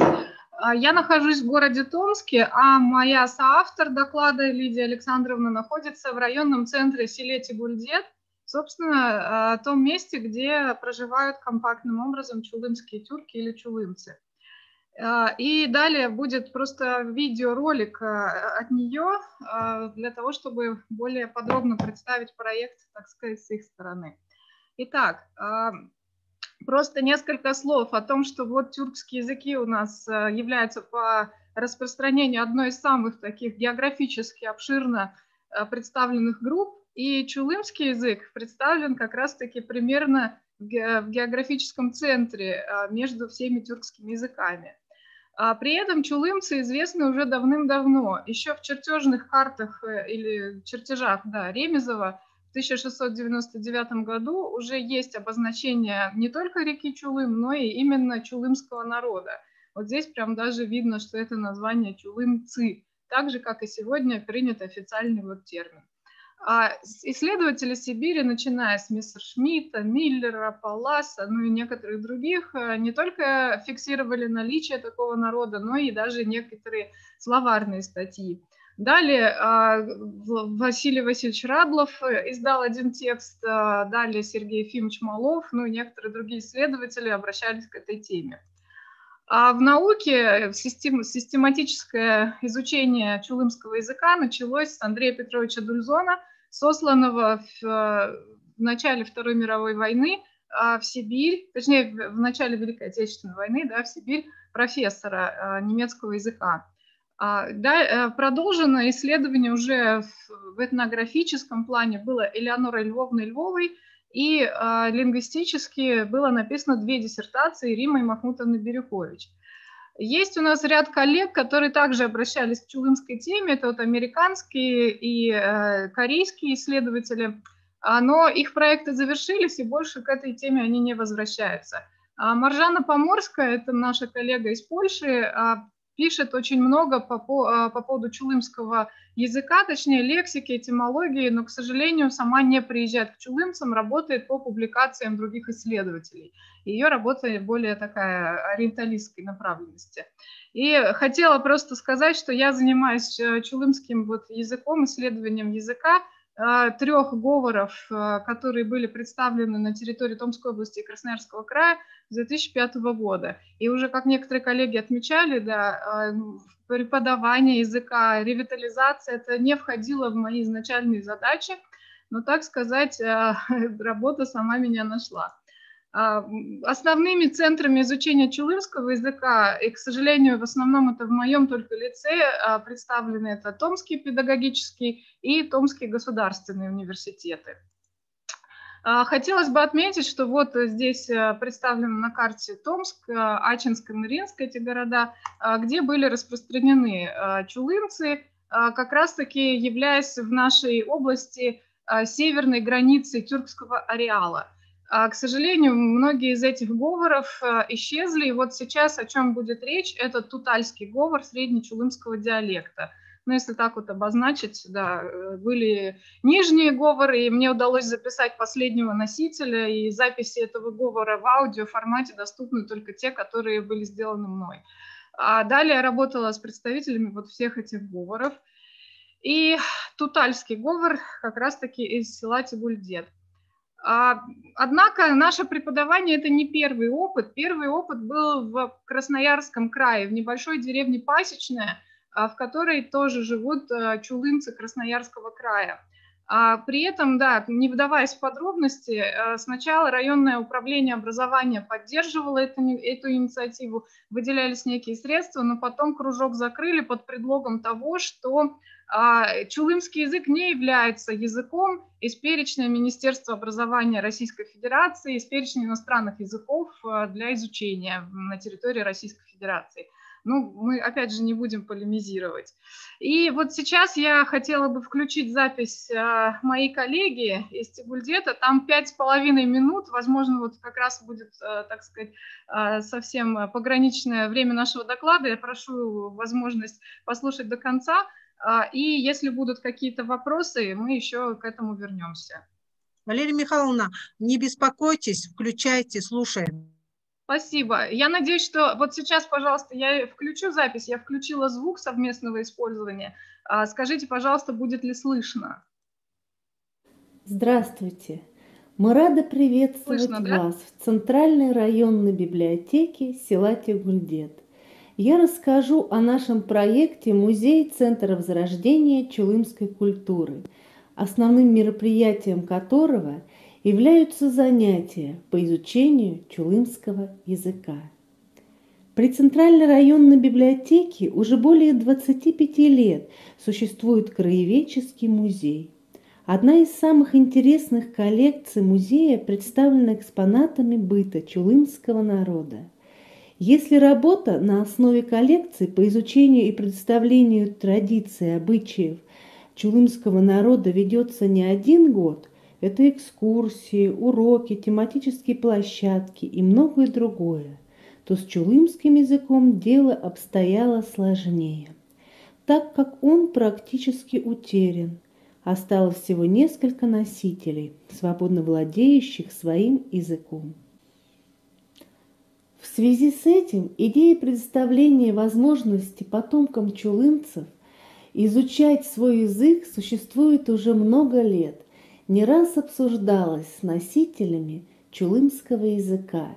Благодаря победе нашей заявки в грантовом конкурсе среди музеев и учреждений музейного типа Томской области в рамках губернаторского проекта «Музей.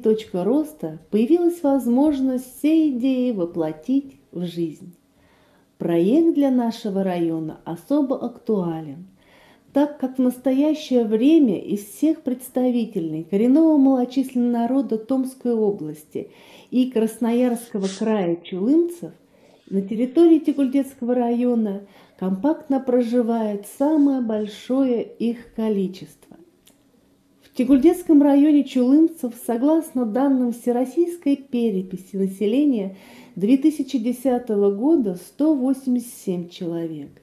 А по данным экспедиции 2016 года, произведенной известным этнографом, профессором Виктором Павловичем Кривоноговым, на основе этнического самоопределения 499 человек.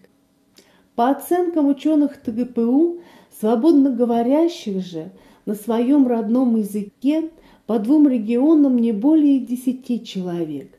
Плюс несколько десятков чулымцев понимают свой язык, знают некоторые фразы.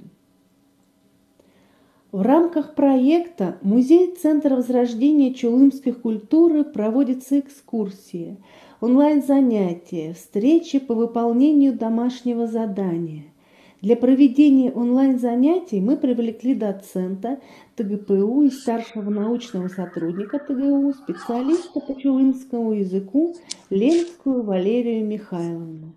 Как и в любой школе, у нас есть домашние задания, которые мы выполняем вместе с носителем языка Габовым Василием Михайловичем. Также записываем видеопомощник к домашним заданиям, посредством которого можно получить подсказку, поучиться правильному произношению, узнать новые фразы. Про себя. Мен Чуртабылыбын, мында Pisten kişiler şiiri pisten munda çurtanlar kaçay çılda munda kazaktır bulban. Ne diyeceğim dugan şarda ol kaskan şehrinde odun gören ol aktanlarında. Anso da men çurtam ılda pisten ıl bulgan.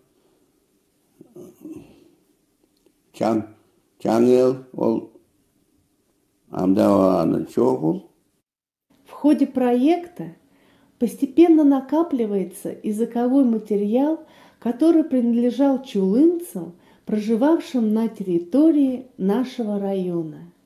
Созданы и постоянно пополняются чулымско-русский словарь, русско-чулымский словарь, словарь суффиксов, набор фраз на чулымском языке.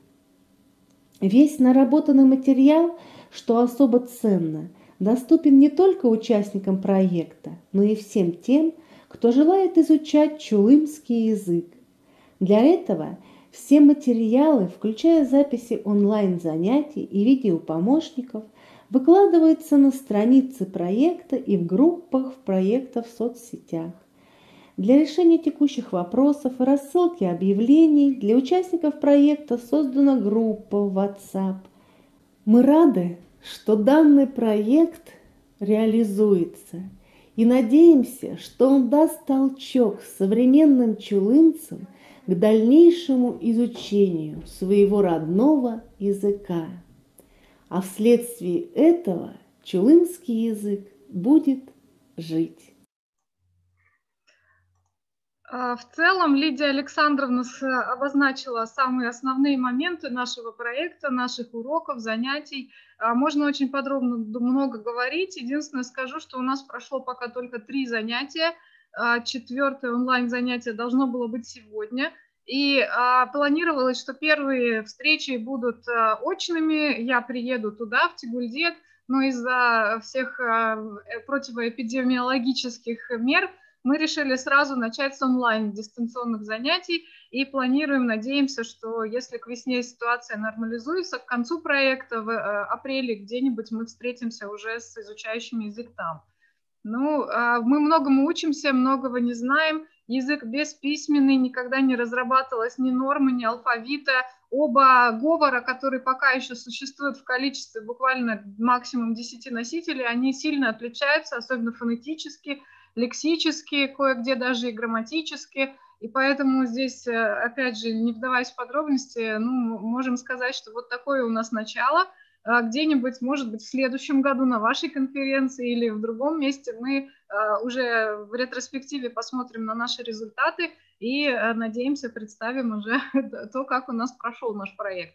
Будет ли это продолжаться, опять же, мы тоже не знаем, но наш университет, Томский педагогический университет, прежде всего ориентирован на то, чтобы развивать взаимодействие с центрами региональными, и прежде всего вот с центрами Чулымской, Селькупской и другими культурами нашего региона. Спасибо большое вам за внимание, и если есть, возможно, 1-2 вопроса, то буду очень рада на них ответить. Спасибо большое, Валерия Михайловна. Пожалуйста, готовьте свои вопросы. А я хочу от своего имени пожелать еще дальнейших успехов, Валерии Михайловне, вам. Вы обеспечиваете вот тот подход, ту идею, которая гласит так: язык народа живет, пока живет его носитель. Хоть 10 человек носителей живут, но вы его развиваете, вы его сохраняете, вы обеспечиваете его трансляцию для других, чтобы было. И очень интересно было услышать историографии изучений.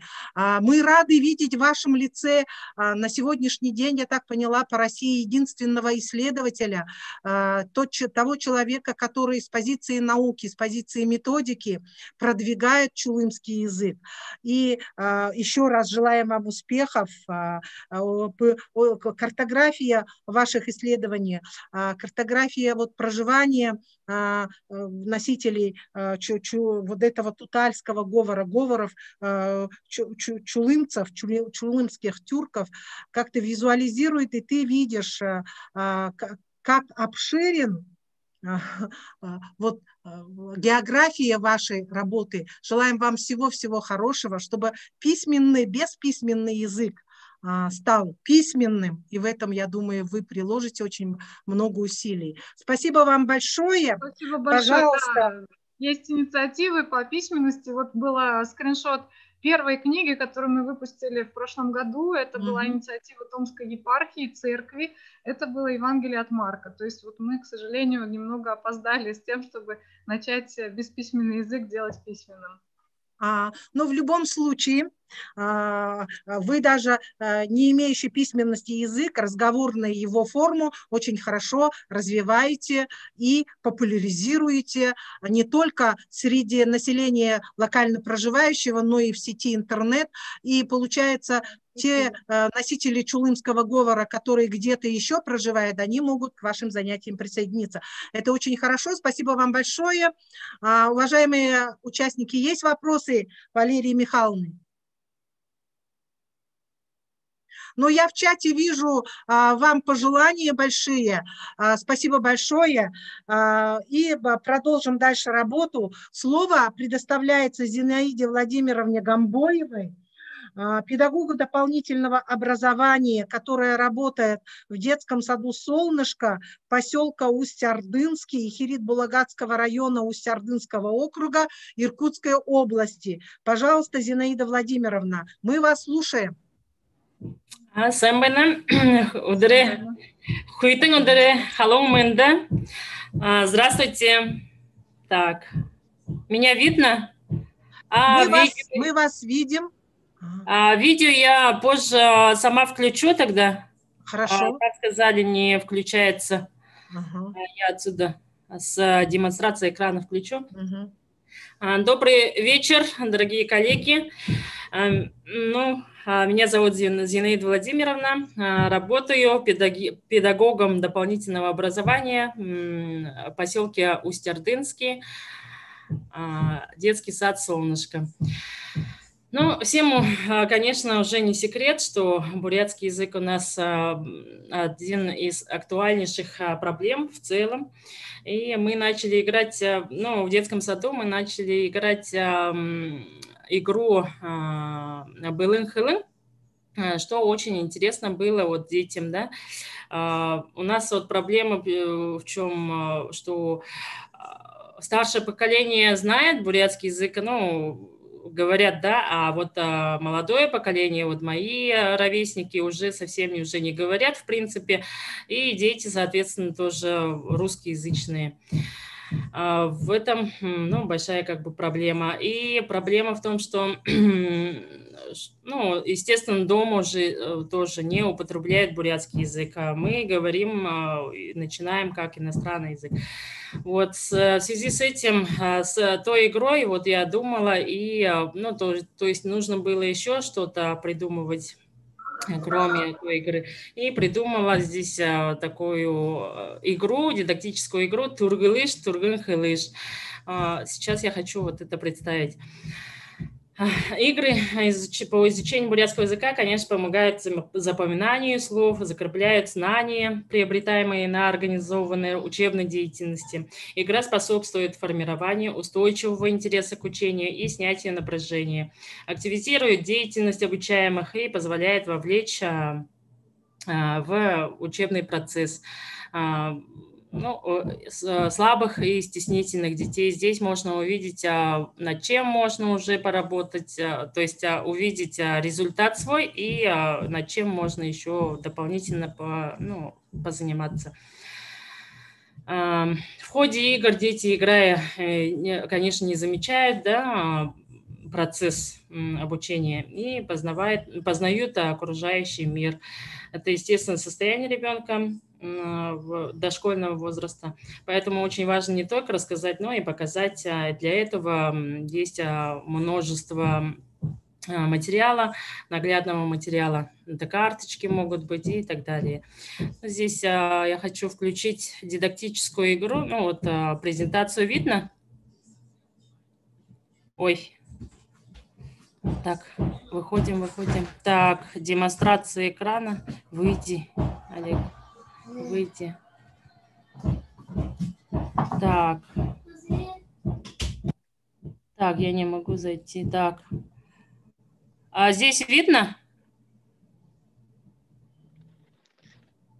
Так, меня не слышно? Нет, просто экран вашего компьютера. Так, я демонстрацию экрана включила вроде бы, да? Презентацию откройте, пожалуйста. Так, вышло, нет? Нет, экран только виден. Ваш компьютер, рабочий стол. Так, демонстрация. Вы не можете включить демонстрацию экрана, поскольку демонстрацию осуществляет другой участник. Написано. Ренчина Садановна должна передать. Так, еще раз включаю. Так, так, что-то выходило. Так, снова также выходит другой участник.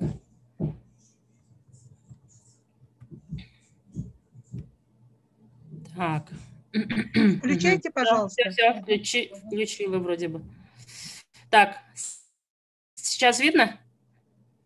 Видно, да? Вышла презентация? Вышла. Вышла, да? Вышла. Ага. Так. Ну и здесь у меня получается 14 карточек вот таких. Там в презентации будет с иллюстрациями предметов и мест или ситуаций по пройденным ранее материалам. Есть у нас таймер будильник, где ребенок учится ставить сам таймер на нужное время.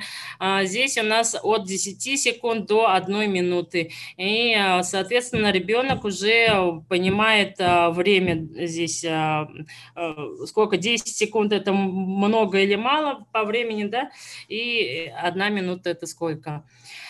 Ну, примерно вот карточки у нас какие домашние животные, дикие животные и так далее. Вот, например, домашние животные, например,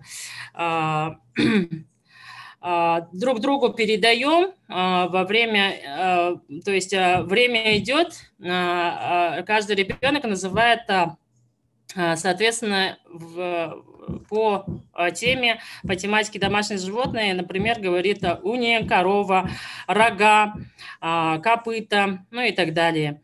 Гахе, нахуе, там кошка и собака, домашние животные. Так, дальше. Кто может играть от 5 лет до, ну и даже, я думаю, что будет интересно даже взрослым вспомнить бурятские слова. С помощью этой игры воспринимаем и понимаем бурятскую речь, говорим, запоминаем бурятские слова и формируем представление о бытии и культуре бурятского народа. Развивает реакцию, тренировки памяти, возможности активизировать и расширить свой словарный запас, умение принять свой проигрыш, что для многих детей сейчас актуально. Вот. Ну и оканчивается игра, если ребенок набрал, играющий игрок набрал 5 карточек, тогда и заканчивается игра. Ну, примерные ответы по карточкам. Моя семья, Жи, Аба и так далее, и так далее. Так, юрта, цифры, цвета, посуда, пища, одежда. Сагалган, части тела, домашние дикие животные, птицы, орудие труда, Байкал, тема есть. Вот примерно 14 таких карточек. Здесь вот таймер. Включается. Так, следующие вот такие темы. Гырбула. Ну, можем, вот, например, по первой карточке, кто хочет, можете сказать, например, вот я, например, говорю «духубу», следующий человек говорит, например, желающие есть ответить, например. Так, следующие вот такие у нас картинки. И, ну и секрет успешного использования дидактической игры, конечно, в обучении бурятскому языку заключается в том, что, обучая детей, мы стараемся сохранить вместе с тем игру как деятельность, которая радует детей и сближает с остальными. Ага. Но дошкольный возраст, конечно, он уникален, что гибко, то есть ребенок быстро запоминает все слова и может уже употреблять. Желание учить разговорный бурятский язык возникает у детей под влиянием внешних благоприятных условий, учитывая любознательность ребенка, его склонность к имитации, способность к игре. И многократное систематическое повторение слов или одной фразы показывая карточки или картинки, помогает ребенку выделить рамочную структуру и долговременную память ребенка. Ну и здесь, пока у нас изоляция, сейчас я хотела бы видео включить, как сейчас дети с воспитателем как бы без меня учат, вот дальше продолжают играть и применяют в свободное время игру.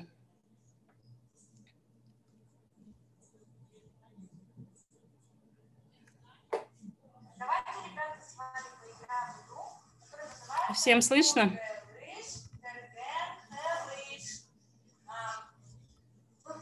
Помните, да, перед вами лежат карточки, на которых изображены предметы, и у нас есть таймер.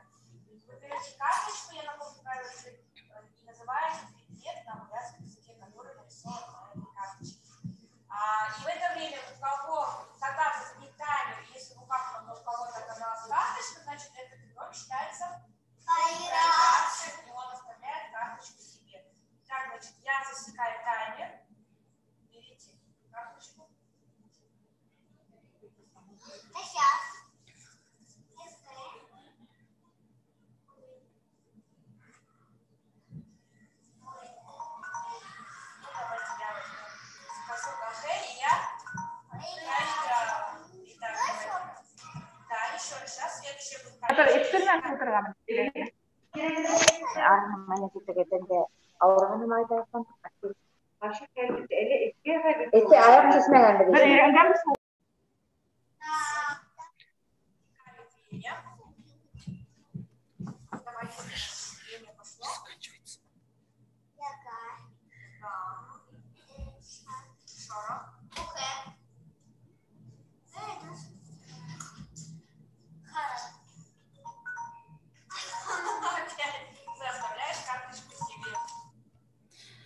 Ну вот, примерно вот такое. Так, да, все уже закончила. Все как раз закончила. Так, я не могу выйти. Так, все у меня. Спасибо, Зинаида Владимировна. Мы рады были слышать нашего молодого участника, молодого педагога, у которого есть активная мотивация что-то новое придумать для активизации деятельности дошкольников, использовать все это в образовательном процессе. В особенности дидактические игры, они соответствуют возрасту дошкольников, игровой деятельность обогащает, тем более на родном языке. Спасибо большое. Если есть вопросы Зинаиде Владимировне, пожалуйста, задавайте. Хорошо. Слово предоставляем Марине Михайловне Идемешевой. Республика Хакасия, учитель хакасского языка и литературы Хакасской национальной гимназии-интернат имени Катанова. Да, здравствуйте. Здравствуйте. Мы вам предоставляем слово.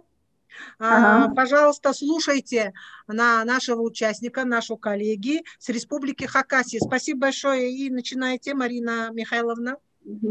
Здравствуйте. У меня презентации нет, но я попробую так передать устно. Тема моего выступления – организация проектной деятельности по хакасскому языку в старших классах. Марина Михайловна, мы вас хотим видеть. Видите? Ага. А так видно?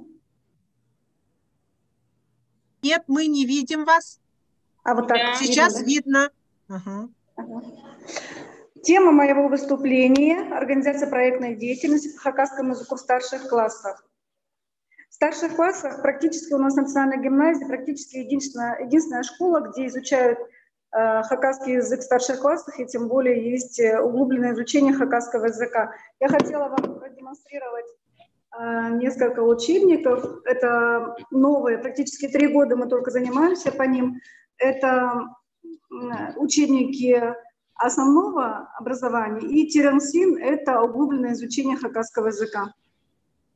И поэтому у нас дети, есть дети, которые могут и защищать проектную работу по хакасскому языку, литературе, культуре хакасского языка. Обучающиеся 9-11 классов по хакасскому языку защищают проекты. Я бы хотела немножко для вас перечислить несколько из них по хакасскому языку. «Семивершинная гора моя Кёкхая». Сказки с напевами, колыбельные песни в жизни хакасов, хакасские имена обучающихся в гимназии, табуированная лексика, эвфемизмы, названия птиц и животных, обитающих в Хакасии, создание сайта по хакасскому языку в сети интернет. Ну и в этом году девочка у меня в 11 классе защищала проект отражения компьютерной графики через образы женщины романа Каркея Нербышева «У синих утесов». Ну, в 9 классе мы только учимся защищать проект, а уже ближе к 10-11 классу, конечно же, дети уже практически как студенты защищают свои исследовательские работы, описывают цели и задачи, практическая значимость, теоретическая значимость, и все как положено оформляются чуть ли не дипломные работы в вузах. Ну, например, у меня девочка Баргаякова Агима защищала проектную работу, это был 9 класс, «Семивершинная гора моя Кёкхая» по топонимике своего родного села. Она исследовала некоторые объекты, номинации топонимические. Например, Кёкхая. Кёк – это синий, хая – скала, голубая скала, и то есть пытаются этимологически, ну это 9 класс уровень, этимологию разобрать выражений слов некоторых и сопровождать их какими-то преданиями, если они есть. По преданиям Кёкхая эта гора когда-то была очень высокая, верхушка была на ней, верхушка как будто бы достигала неба. Из-за голубого оттенка макушки горы казалась синего цвета. Находится на левом берегу реки Тёя, и про гору Кёкхая существует много легенд и преданий. Чараптах, Ödiktik, Хол и так далее, вот такие вот названия топонимические она исследовала. Кроме этого, получают опыт общения с информантами. Ну и, конечно же, они прописывают, кто был информантом, например, рассказал Петр Баргаяков, а ему рассказал учитель Пирола Афанасьевич Конзычаков. То есть всех информантов дети, пишущие проектные работы, прописывают. Или, например, Ирина Баргаякова защищала проект «Патины сказки», сказки с напевами, колыбельные песни в жизни хакасов. Ирина собирала информацию бабушек своего села, в основном опирались вот на ту информацию, которую мы могли собрать, оставленную нашими предками. Ну и приводит пример некоторых, например, песен, сказок.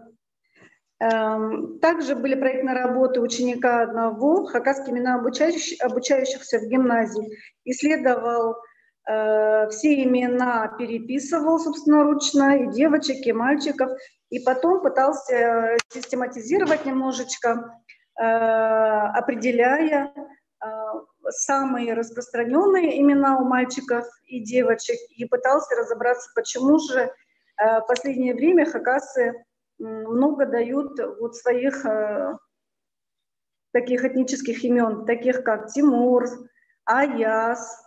У девочек были распространенные имена Аима, Саяна, Азарика. Дальше я в своей статье, в которой я описывала свою работу, в основном даю теорию, как мы строили свою работу. В основном эта работа была не только с детьми, но и с родителями, которые помогали своим детям, выступали в качестве информантов и были помощниками для своих детей, чтобы проектная работа у нас в школе защищается на оценку, и чтобы ребенок выглядел среди своих одноклассников более, по крайней мере, не хуже, чем другие, нужно было написать такую объемную работу, примерно страниц 20-25 страниц.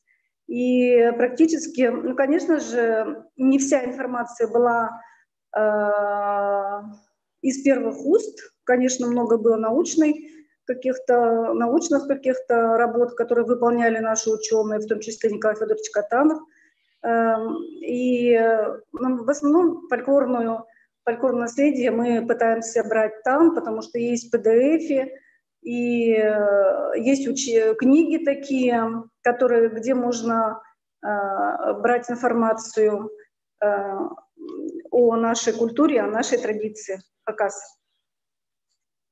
Кроме этого, научная работа, которую мы строим со своими детьми, она обусловлена тем, что дети, которые писали мне проектную работу, они заинтересованы вообще тематикой и построением своей научной работы. И в дальнейшем они не только 1 год работают по этой теме, но в основном они продолжают работать, исследовать эту тему, которую они начали раскрывать в 9 классе. Работа в основном получается интересной. У нас также есть комиссия компетентная, это учителя, наши же гимназические учителя, например, делятся на естественно-научные и гуманитарные направления, и физмат, и информационные, и дети там защищают свои проекты и пытаются доказать то, что они исследовали. Считаю, что такая работа, наверное, она систематизирует как-то, и мировоззрение расширяется у ребенка в 9-10 классе. В этом году получилось еще и в 11 классе, в прошлом году в 10 они не защищали проекты. Проблемы бывают, конечно, при организации исследовательской деятельности.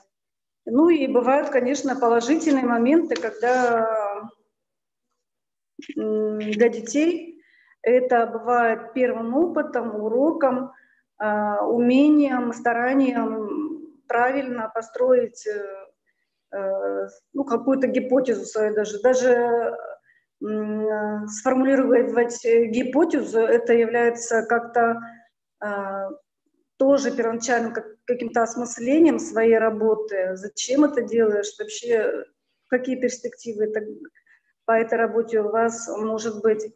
Итак, по проектной деятельности можно сделать такой вывод, что это форма учебно-познавательной активности обучающейся, заключающейся в мотивационном достижении сознательно поставленной цели. В форме проектной деятельности делится на индивидуальную, парную, групповую. Но в основном у нас бывают индивидуальные работы. Но, по крайней мере, я не писала ни парную, ни групповую, а индивидуальные проекты. Так детям удобнее заниматься, когда отвечаешь только за себя и за свою отработанную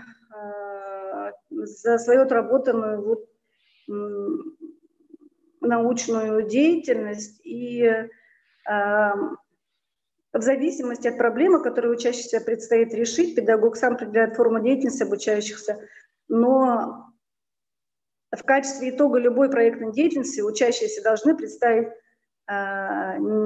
какой-нибудь продукт. Ну, например, в хакасском языке у нас бывают такие продукты в виде каких-то макетов, например, юрты, ну, телеги, например. У нас учителя есть, которые вот именно лексикой занимаются, и за счет проектной работы дети, изучая лексику, ну, архаизмов некоторых, которые и создают такие макеты, где во время научных защит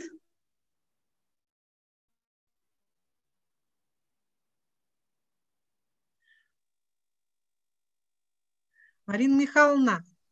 Каждую деталь, например. И в итоге, когда защитилась проектная работа, выводится, ну, например, выпускаем небольшой словарь, например, или плакат какой-то, или в компьютерных каких-то условиях создаем картины, например. Вот Майнагашева Марина у меня, описывая образ женщины в романе. Марина Михайловна, картины. простите, пожалуйста, я вынуждена вас остановить. Заключение, пожалуйста, сделайте. Личный результат учащихся получают удовольствие от работы над проблемой, так как переживают ситуацию успеха и самореализации. Проектная работа позволяет нам с детьми начинать пытаться направлять их на научную работу. Спасибо. Спасибо большое. Вы не представляете, я очень рада вас слышать, Марина Михайловна. Вы не представляете, как. Я объясню, почему. Потому что Марина Михайловна представила опыт работы целой гимназии, во-первых, предпрофильного и профильного обучения. И это очень важно и значимо с позиции внедрения федеральных государственных образовательных стандартов среднего общего образования, когда в учебном плане всех образовательных организаций появляется такой пункт, как индивидуальный проект. Вот как раз таки в этом направлении Марина Михайловна нам рассказывает, что научно-исследовательская деятельность организуется, индивидуальный проект разрабатывается по хакасскому языку, и защита происходит, скорее всего, на русском языке, но вместе с тем по хакасскому языку. Выбирают они проекты не групповые, а индивидуальные. И эти проекты, они осуществляются, ведутся несколько лет. Вот говорит о том, что в 11 классе специальная комиссия проверяет этот проект.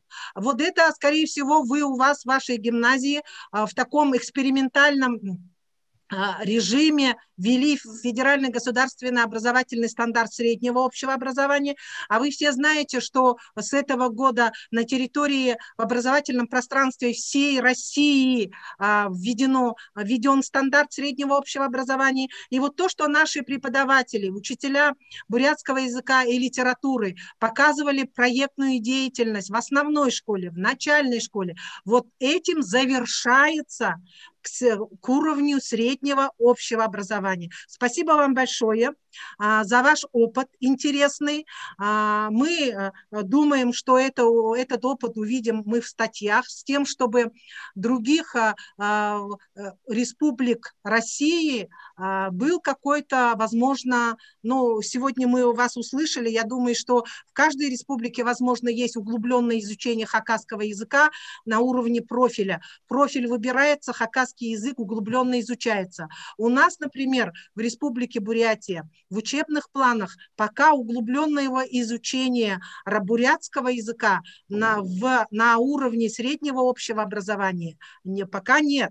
А у вас это есть. И это позитивный, эффективный опыт. Спасибо вам большое. Вопросы, пожалуйста, Марине Михайловне.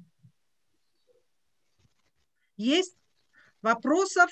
Нет, пожалуйста. Мы представляем теперь слово Дыжитханде Цирендандоковне Санжаевой, учителю бурятского языка монолингвальной группы детского сада общеразвивающего вида номер 52 Айганга, город Улан-Удэ, Республика Бурятия. Там должна быть группа учителей. Пожалуйста, мы вас слушаем. Угу. Мы вас не слышим, девушки. Мы вас не слышим.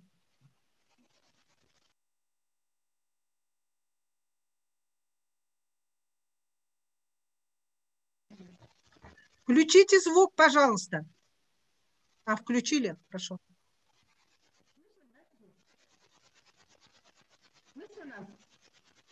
Теперь, сейчас слышно. Пожалуйста, начинайте.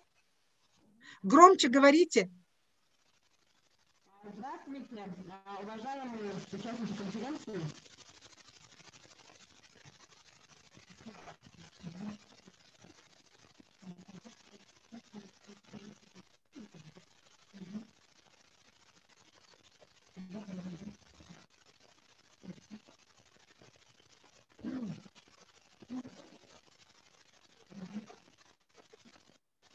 Начинайте, девушки. Да. Тема нашего выступления интеграция познавательных областей. Мы очень плохо вас слышим. Звук очень плохой, плохого качества. Такое ощущение, что вы про себя говорите, для себя говорите.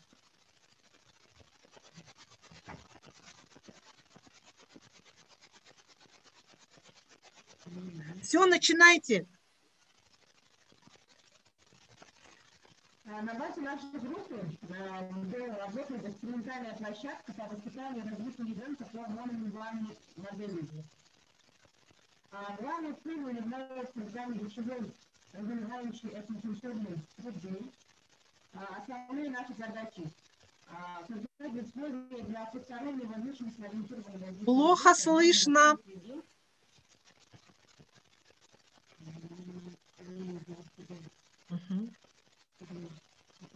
Ну, говорите.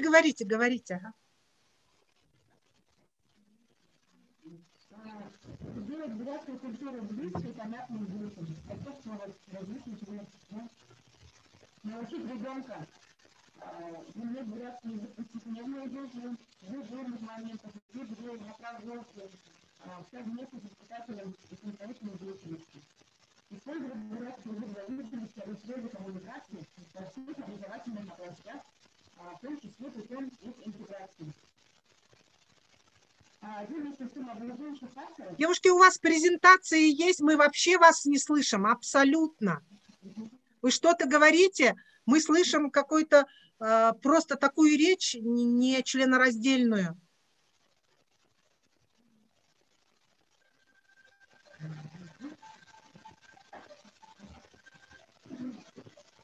Хорошо, девушки, да, продолжайте, говорите.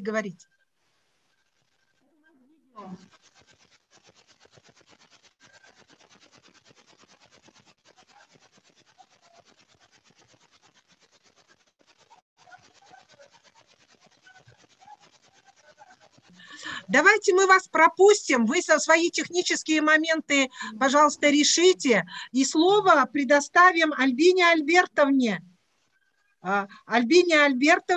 Халисовой, учителю башкирского языка и литературы средней школы номер 16 города Ишимбай, Ишимбайского района Республики Башкортостан. Пожалуйста.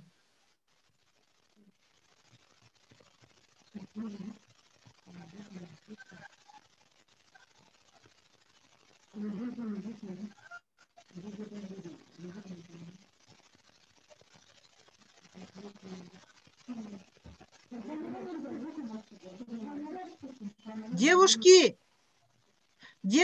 Евгения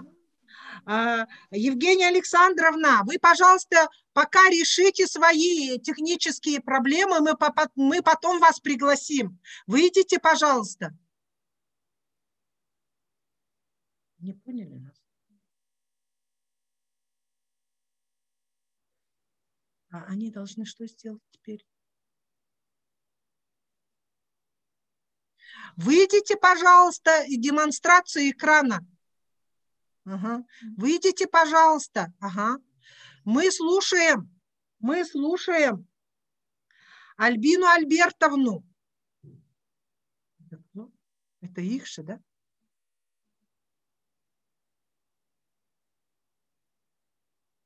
Альбина Альбертовна. Ага. Да, я слышу. Ага, мы вам слово даем, простите, пожалуйста.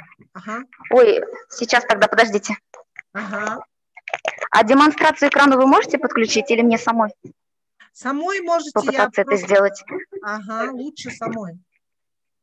Ой, опять. Ага. Пожалуйста. И пока вы готовитесь, я еще раз представлю. Еще раз, уважаемые участники, перед вами выступает Альбина Альбертовна Халисова, учитель башкирского языка и литературы школы номер 16 города Ишимбай Ишимбайского района Республики Башкортостан. Пожалуйста, Альбина Альбертовна. Так, я сейчас, подождите, секундочку. Вашего времени немножко займу. Я думала, у нас будет по порядку, и девушки пока. Да, я поняла. Ага, ага.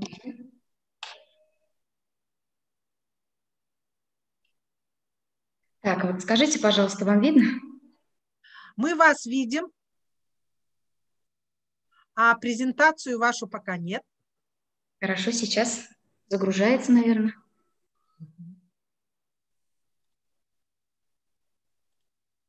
Вот видно? Нет. Не видно. Так, сейчас, подождите. Мы вам, может быть, мы вам это... Ага, все. Сейчас еще раз попробуем. Ага.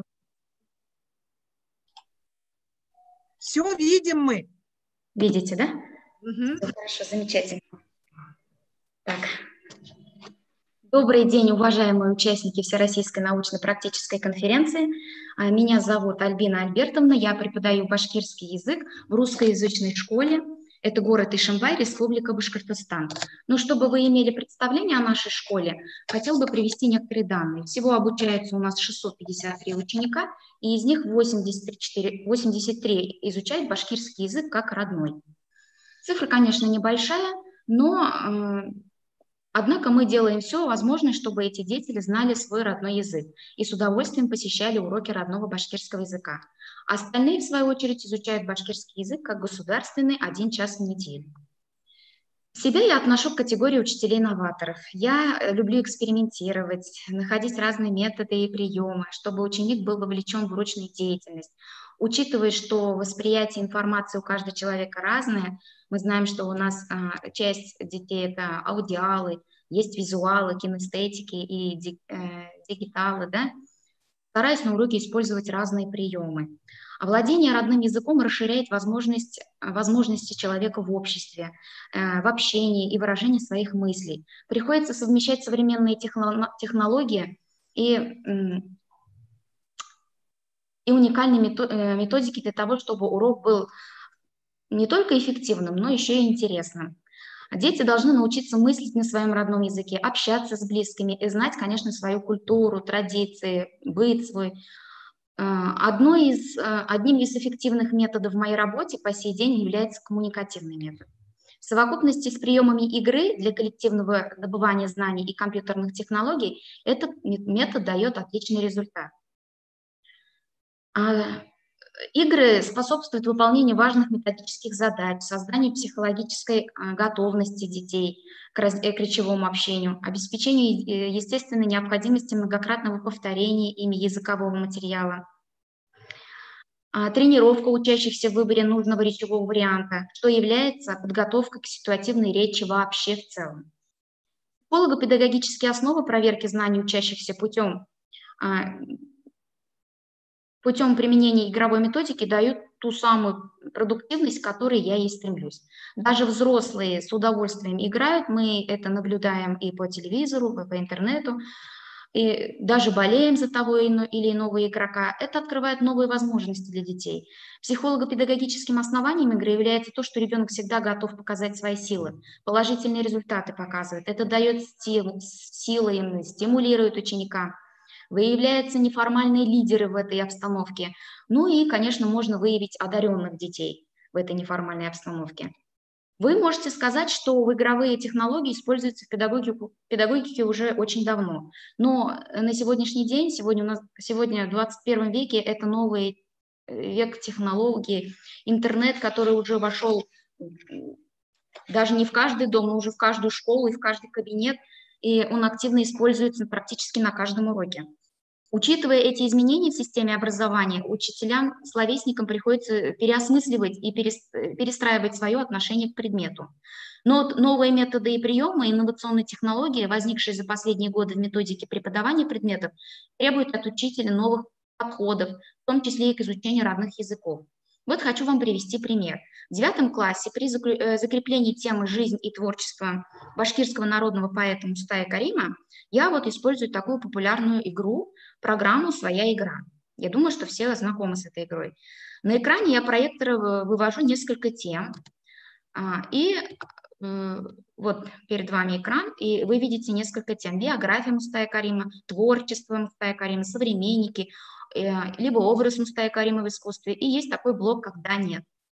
Далее класс можно поделить на 3-4 части, команды точнее, который состоять будет из 4-5 учеников. Каждая команда выбирает своего капитана, он в свою очередь выбирает тему и определяет цену вопроса по таблице. Цена вопроса зависит от сложности. Чем сложнее вопрос, тем выше его цена. Если команда отвечает правильно, то получает столько баллов, сколько стоил вопрос. Если же ответил неправильно, то вычитывается то количество баллов, сколько они заработали минус. До начала игры определяется жюри, они как раз-таки и будут определять потом, кто победитель и кто призер. В конце урока подводим итоги. Команда, набравшая большое количество баллов, и является победителем. Ну вот, как пример только я вам сейчас хотела бы показать, да, допустим, так, если получится, ну, допустим, например, современники Мустая Карима или «Да, нет», допустим, да, открывают дети, и тут же выходит вопрос. Например, мне кажется порой, что солдаты с кровавых не пришедшие полей не в землю эту полегли когда-то, а превратились в белых журавлей. Вот как вы думаете, ребята, это стихотворение Мустая Карима? И вот ребята отвечают «да» или «нет». Ну, в данном случае ответ «нет», конечно, да. И если ребенок ошибается, значит, их команда получает минус баллов. И если же правильно, то получается 300 баллов. Вот в таком плане мы играем. Очень интересно. Вот у нас, получается, закрашиваются потом циферки, и ребята набирают максимум баллов. Ну, главное условие, конечно, при этой игре – говорить на родном башкирском языке. Это главное. Вот. И в такой неформальной обстановке как раз-таки ребенок и раскрывается. Приходится вспоминать весь свой словарный запас, использует, да? Ну, и в заключение я не хотела бы вас долго задерживать, хотела бы сказать, что традиционно, конечно, в школьной практике проблему совершенствования урока стараются решить за счет отдельных компонентов. Использование новых технологий, кабинетной системы обучения, дифференцированного подхода и так далее. Все эти факторы, конечно, безусловно важны, но не нужно забывать, что урок представляет собой комплекс взаимодействующих факторов, и главное в этом комплексе – это интерес к учению, который учитель постоянно должен повышать. Учение с увлечением – вот та проблема, которую должен придать учитель на уроке первостепенное значение, я так думаю. И особенно, если вопрос касается изучения родного для ребенка языка. Данный урок в сочетании с коммуникативной методикой, с игровыми и компьютерной технологией дает очень хороший результат. На уроке царят взаимоуважение, взаимодействие, взаимодоверие в сочетании с духом соперничества, естественно. Ученики общаются на своем родном языке не по фразам заданного шаблона, который они заучили заранее, а стараются использовать весь свой словарный запас и знания, приобретенные ранее. Такой урок проводится, я считаю, что не для ученика, а с учениками. Что касается нашей школы, нас она поддерживает, хоть и русскоязычная школа. Вот вы видите со мной интерактивная доска, которую нам выделила администрация школы. Очень интересно проходит наши уроки. То есть все условия для этого созданы. Вот, что я хотела сказать вкратце. Спасибо, Альбина Альбертовна. Ну, послушав ваше выступление, хочется отметить, что в вашей школе, в которой очень много детей, хоть и несколько детей хотят изучать башкирский, свой родной язык в формате родного языка, то им дается эта возможность. Это как раз-таки говорит о том, что наше образовательное пространство, оно такое гибкое, оно отвечает требованиям, и оно своевременно, современное. Вот тот коммуникативный метод, о котором вы говорите, да, он очень, то, что в плане том, которым вы используете, он очень важен, актуален, поскольку коммуникативный метод – это не только общение учитель-ученик в разных форматах. Коммуникативный метод и то, как вы прямо отметили, это формулирование своей собственной мысли, своих позиций на своем родном языке. Это тоже коммуникативный метод. Но и овладевая каким-то видом деятельности, например, игровой деятельностью в процессе с дошкольного возраста, человек, вводя его в личностный ресурс, должен обязательно каждый раз его актуализировать. И игра как таковая, как прием, он должен каждый раз представать в своем новом виде, в новом формате, поэтому в новой ситуации. И с этих позиций то, что вы делаете, это очень значимо, важно. Поэтому спасибо большое. Пожалуйста, мы ждем вопросов Альбине Альбертовне. Есть вопросы, коллеги? Да, буду рада ответить. Пожалуйста. Хорошо. К нам присоединилась наша коллега. Предоставляем слово Саяне Викторовне Шайбоновой, доценту кафедры литературы и языкознания Восточно-Сибирского государственного института культуры, города Улан-Удэ, Республика Бурятия, кандидату филологических наук. Саяна Викторовна нам представит свой доклад из опыта работы по переводу бурятских художественных произведений на русский язык. Пожалуйста, Саяна Шайбоновна. Саяна Викторовна, простите. Добрый день, уважаемые коллеги. Позвольте вас всех поприветствовать. Рада присутствовать. И позвольте предложить вашему вниманию основные положения нашего доклада. Так, демонстрация экрана включаю. Так, девчонкам данно видно? Пока нет, пока нет. Ах ты. Так, на моем экране есть. Да, давайте тогда я тут совместные, как расширенные параметры совместного включу. Все участники.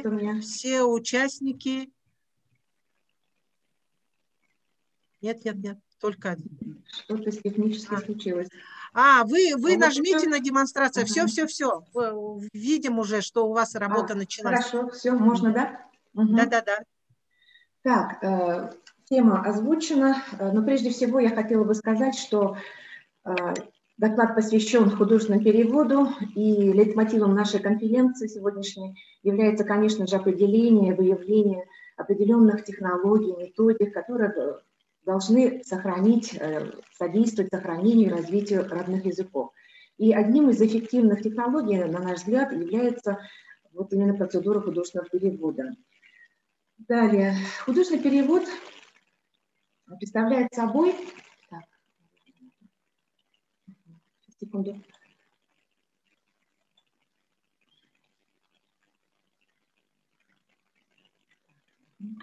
Художественный перевод представляет собой особое направление переводоведения, которое характеризуется многогранностью теоретических концепций, спорностью взглядов и позиций, которое объясняется прежде всего не до конца устоявшимся характером теории художественного перевода. В этом видится, на наш взгляд, актуальность темы нашего исследования. И актуальность, конечно же, подтвердили вот буквально неделю назад, 11 числа, прозвучали замечательные доклады наших коллег из Бурятского университета Оксаны Александровны Далиевой и Ларисы Батуевны Батуевой касаемо художественного перевода.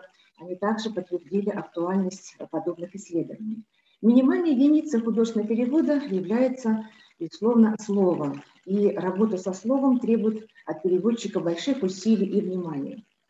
Максимальной единицей художественного перевода является художественный текст, и также, вне сомнения, требующий еще значительных усилий и большого искусства со стороны переводчика. Один из авторов, основных авторов, я работаю на кафедре литературы и языкознания, мы готовим выпускников, специалистов, переводчиков художественного перевода художественной литературы. И вот один из авторов хотел бы озвучить цитату нашего автора. «Принимаясь за перевод художественной литературы, переводчик неизбежно вовлекается в круг целого ряда вопросов и задач, в число которых входят языковые, литературные, эстетические, психологические, социологические и иные проблемы». И это действительно так. И Тамара Анатольевна формулирует следующее направление, по которым формируется способность решать задачи в художественном переводе. Это сопоставительный анализ существующих переводов. Второе – самостоятельный перевод. Третье – редактирование переводных текстов. И если рассмотреть, перед вами обозначены все вопросы, к примеру, по сопоставительному анализу существующих переводов. Это, конечно же, прежде всего определение переводческой проблемы, оценка различных переводческих решений, исследование характера отклонения, исследование характера компенсации, анализ сравнительной ценности и обоснование собственных вариантов. Что касается самостоятельного перевода, это прежде всего под номером 1, это, конечно же, знакомство с различными видами художественных текстов, жанровое определение, приобретение опыта решения лексико-грамматических, стилистических, психологических, культурологических проблем, повышение уровня владения литературным русским языком и другие. Следующий вид, следующее направление, конечно же, редактирование переводных текстов. Выявление и исправление лексических, грамматических, стилистических погрешностей, анализ достоверности решения, определение характера переводимого текста и перспектив его, и освоение элементарных навыков литературного редактирования и знакомства с издательской политикой. И вот я бы хотела, конечно, на примере нашего семинара в 2018 году, так же, как и мои коллеги, сегодня присутствующие на нашем заседании, мы все участвовали, многие из нас участвовали в таком очень интересном познавательном семинаре, который называется «Бурятская литература по-русски».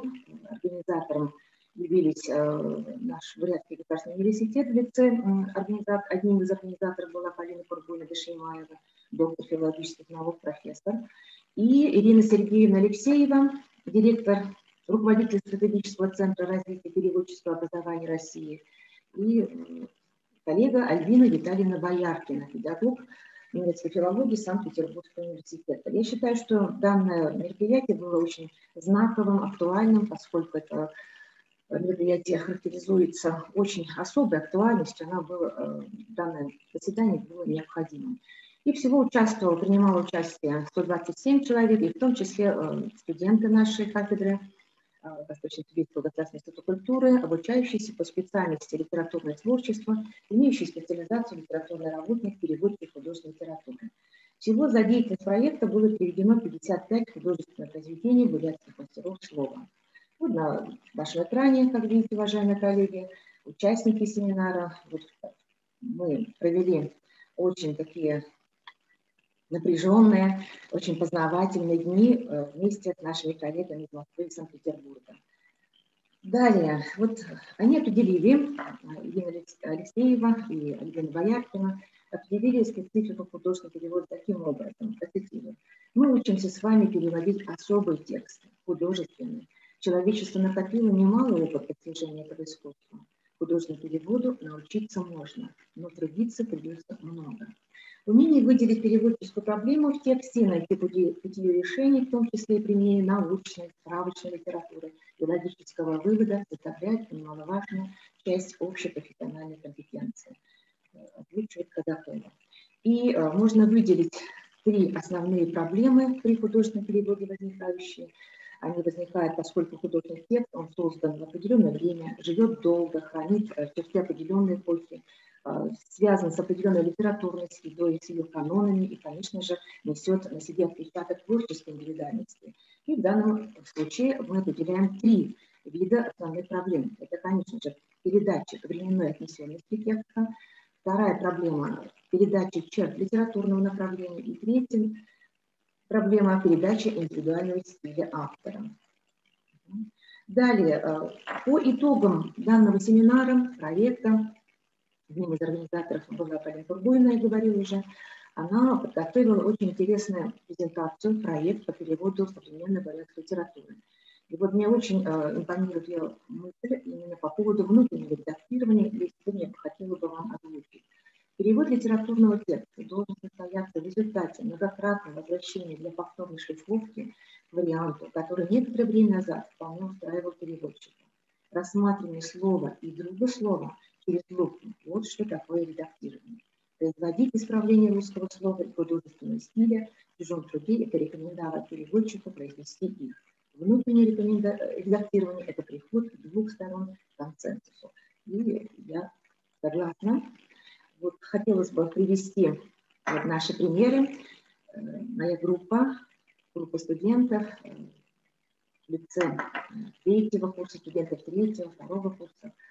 Вот перед нами стихотворное произведение, поэтический текст редактирования, как работали наши коллеги из Санкт-Петербурга, руководители нашего семинара. Видите, красным отмечается их практика редактирования. Бог – это высшая ниша Вселенной, когда счастье, покой огнездится. И, конечно же, было отмечено слово сразу «огнездиться». Или «Хубхай байрак дашевча, хунда мира бахашек, и мир митералдурча, авенаха явашек». Словно дикий конь или достоинство. Очень скрупулезная была правка, конечно же. Это было несколько раз, и коллеги, вы помните. Редактирование прозаических текстов. Вот нам досталась пьеса Сергея Доржиева. И вот перед нами, ну, какие были моменты, да, в целом. Ладон, Тима Абдазолум, Авиаты Айована, Пултан, Вернут Аллахаим. Ну, студенты перевели, ну да, есть много бурятских имен, оканчивающихся на мягкие гласные, что привело, естественно, к вопросу, да, нашей стороны руководителей. Или же Лотен, Ржене, Муно, Уин и Сыгы. Студенты перевели Лотен, современный отец Ржен, или Вайжит, современная мать Ржен. И подобные недочеты были отмечены. Уважаемые наши организаторы выделили в качестве средств оформления эстетической информации в художественном тексте вот следующие изобразительно-выразительные средства, к числу которых мы отнесем, они относят эпитеты, сравнения, метафоры, авторские неологизмы, повторы, фонетические, морфемно-лексические, игра слов, ирония, говорящие имена, топонимы и диалектизмы и другие. И вот на примере хотелось бы работы нашей студентки заочного отделения Маргариты Хатаевой, вот то, что обнаружено ею, в ее переводе. Ерун наране олегом ишнут чорагун ород, шалудеры булагар куярым мушиежа, ирыжбай вашаны удары душот, ямаршир варитайны усасар хашингер, идир наханешни, хагие эждудри ханолын идре надын, мирозаны тиевихы зора, и мицкеежи байханбы узытыны хаю.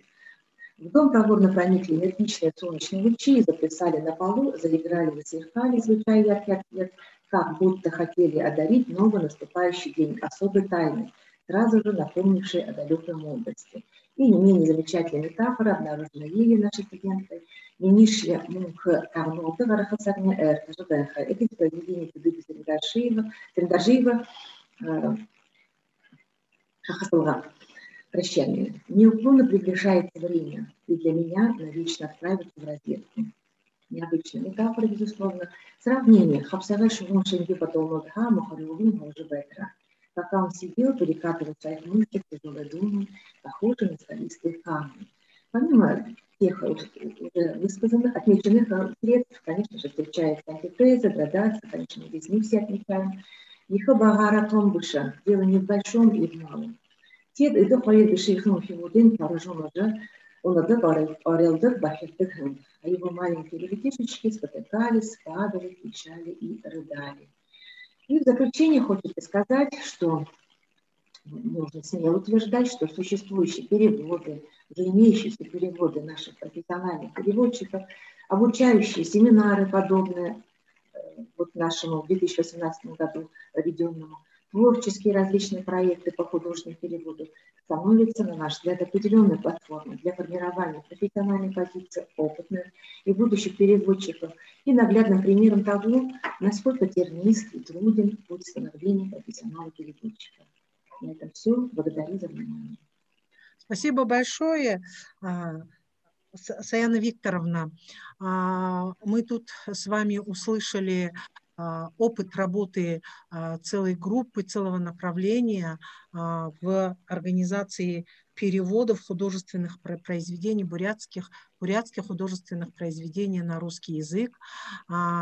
Этот процесс у нас активно осуществляется в Республике Бурятия, в первую очередь под научным руководством нашего доктора филологических наук, профессора Полины Пурбуевны-Дашнимаевой, и наша коллега Оксана Александровна участвует здесь, было сказано, и сама Саяна Викторовна, и наши преподаватели все участвуют. Давайте, этот процесс, он сложен, он труден, мы тоже участвовали в этом проекте, в реализации этого проекта, переводили литературные эпическое произведение в стихотворной форме, которое передано, достаточно сложно. Бурятские этнопсихологические особенности передать на русском языке. Но это дело успешно развивается. Спасибо вам большое. Мы ждем вопросов с Саяной Викторовной. Пожалуйста, у кого есть вопросы? Саяна Викторовна, спасибо большое вам. Спасибо вам. Желаем вам успехов в вашем перспективном направлении, которое по-новому обозначит роль, актуальность родного языка, родной литературы для формирования и становления личности каждого человека. Спасибо большое. Спасибо. Теперь хотим дать слово, все-таки вернуться, Дежитханда Цариндандоковна, Байырма Николаевна, Евгения Александровна, вы готовы выступать? Добрый день. Извините, пожалуйста, можно мы еще одного человека пропустим, докончим вот свои неполадки и будем готовы выступить? Хорошо, мы поняли вас. Ничего. Так, хорошо, вы можете выйти. Сейчас тогда мы представляем слово Валерии Станиславовне Санжиевой, общественному деятелю, объединению женщин-буддисток Республики Бурятия, городу Улан-Удэ, Республика Бурятия. Тема выступления — изучение бурятского языка посредством обучения ремеслам и традициям, то есть в Алтын-Гырыл. Пожалуйста. Мы начинаем с трансляции видео, да? Всем здравствуйте. Добрый день, уважаемые участники Всероссийской конференции. Рада представить наш проект. Как уже сказали, я общественный деятель, и наша организация, она создает и реализует социально-культурные проекты. Вот этот вот проект был реализован в школе Алтын-Гырыл, центр визитно-просветительского центра Занданжу на Верхней Березовке в Дацане. Есть у нас там такой Дацан. А эти дети, они обучаются у своих родителей. Все преподаватели этой школы — это на самом деле родители учеников. И в этой школе преподают такие родители, как Почерма Ванчевна. Она художница, она практикует написание буддийской дханки. Затем это преподаватель Цыбенова Эршена Баировна, она преподаватель бурятского языка. В этой школе также обучается ее дочь Сылмык и сын Арсалан. Затем Балданова Сыгма Балдановна, она преподает кройку и шитье бурятского дегела.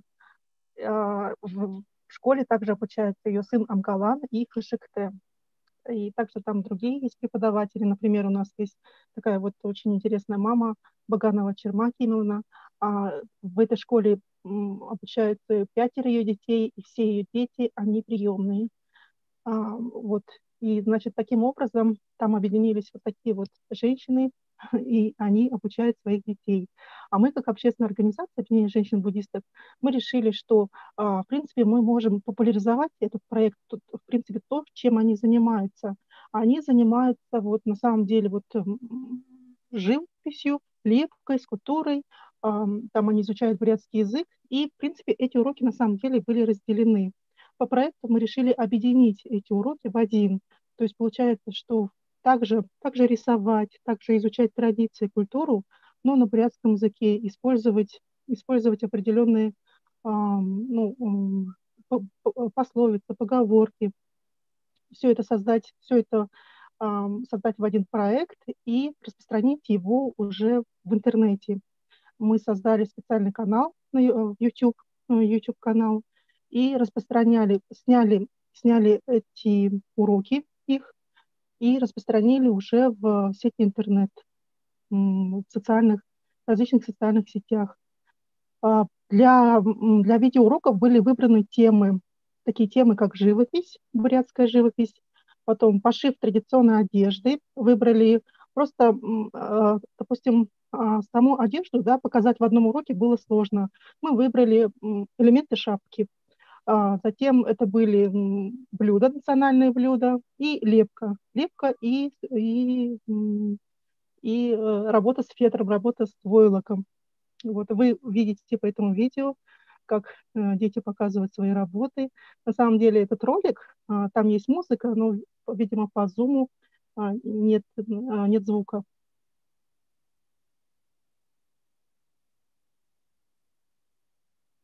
Вот сейчас тут показывают пищу.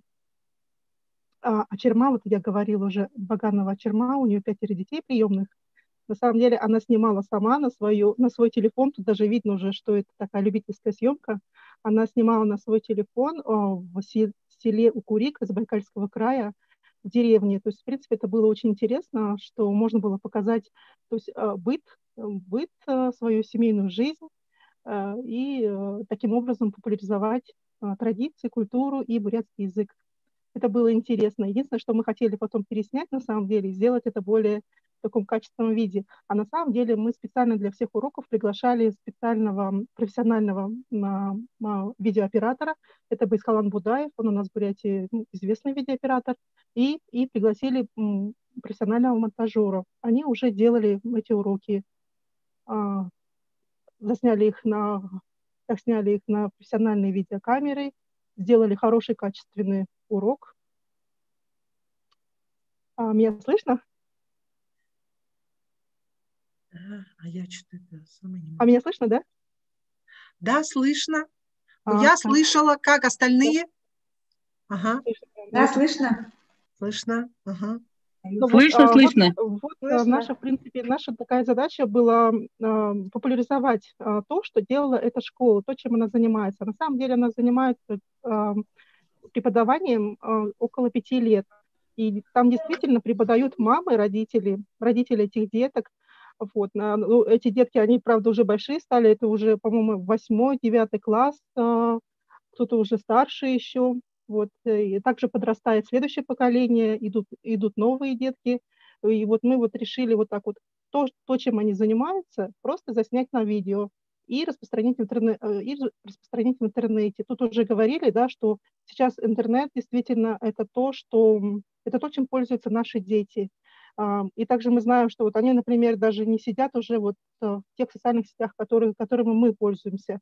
Они вообще любят TikTok, новое поколение. И, кстати, вот как продолжение этого проекта мы решили, что мы все-таки сделаем продолжение этого проекта. Он будет вообще уже называться «Этнолаборатория».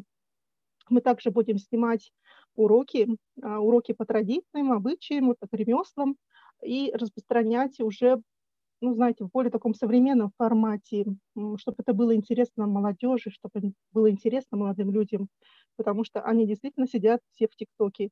Вот. И, может быть, даже использовать какие-то танцевальные моменты, какие-то новые фишки современные, чтобы было им интересно. Вот так вот. Вот я вот своими словами немножко презентовала наш проект. Если есть вопросы, задавайте, пожалуйста. Спасибо, Валерия Станиславовна, за очень интересный проект, который объединил действительно общественность, это общественное движение. Я еще раз повторю, я в начале нашего секционного заседания говорила о том, что общественность у нас становится созидательной. И в данном конкретном случае мы видим то, как общественное движение с содержанием своей деятельности могут обогатить учебный процесс школы системой дополнительного образования, внешкольного образования, притом образования на родном языке.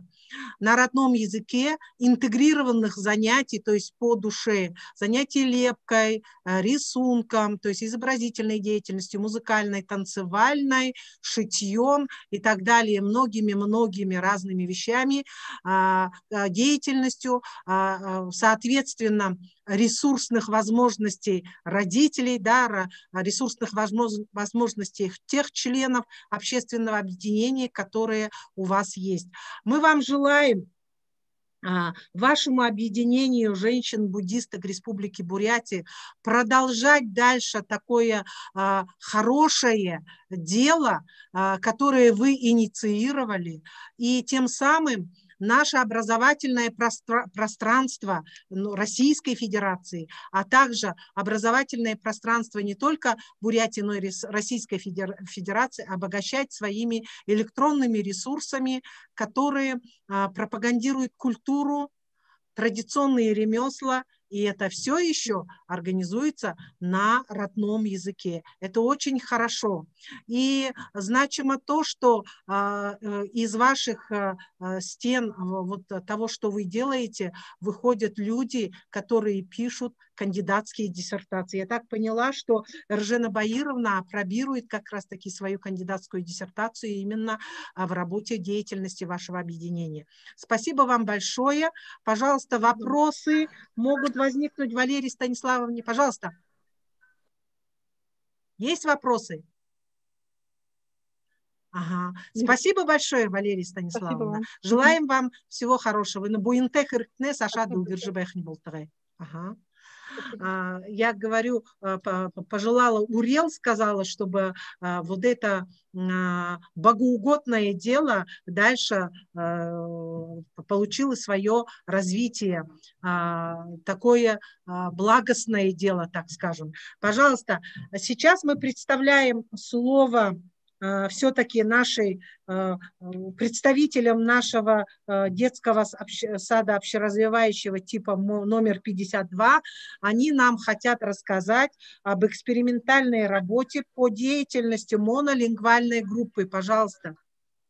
Можно мы еще одного человека пропустим? Извините, пожалуйста. Ну, получается так. Мы скачиваем пока вот такие вот технические моменты. Так, у нас есть ваше видео, давайте мы попробуем его включить. Только сейчас здесь у меня выходит остановить демонстрацию. Да, если это возможно, давайте Сейчас давайте попробуем. Так, так, на рабочем столе есть. Как я должна выйти? Так. Escape. Вот сюда. Угу. И вот это. Да. Демонстрацию включить? Как?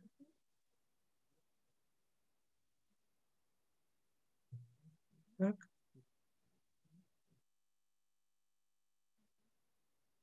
Он не сворачивает. Так, сворачивает. Ага. И совместное использование. Так, пожалуйста.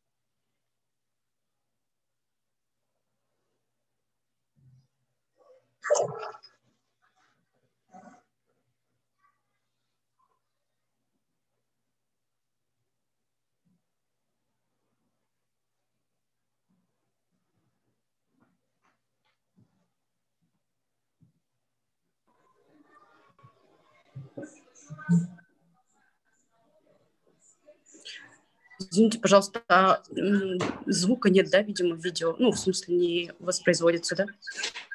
Звука нет, да? Ну, как бы, не слышно ничего, или это у нас опять? Так. Просто идет демонстрация видео, но без сопровождения звука. А вот так? Есть звук? Так, давайте. Звук есть? Нет звука. Нету звука все равно. Мы сейчас Вам подключимся надо тогда включить совместное использование звука компьютера. Там, где демонстрация экрана сверху, самое правое меню, на которое надо нажать, и выйдут такие параметры, и почти последнее так и называется. У кого демонстрация экрана, может включить совместное использование компьютера. Тогда мы будем хорошо слышать. Просто видео ставит модератор. Что? Вот это тогда должен модератор включить. Сейчас. Там, где демонстрация экрана. Сверху, как птичка, вниз, настройки или что там.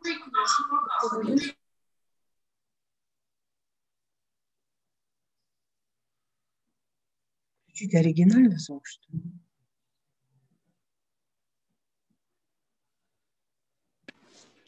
Уважаемые коллеги, мы сейчас попробуем зайти с другого устройства, и, надеюсь, все нормально будет. Извините, пожалуйста, за технические моменты еще раз.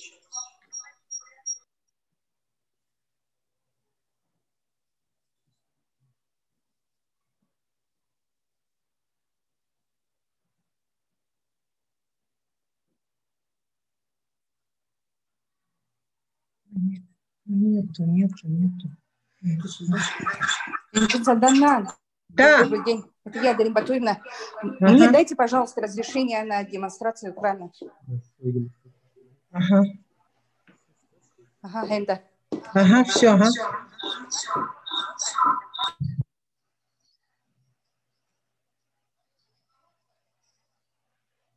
А почему не остановился?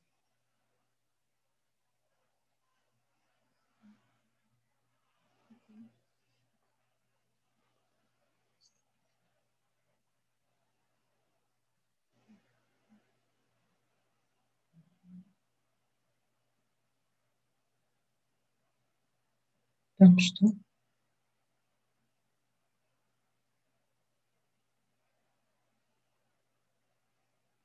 Что у них там? Угу.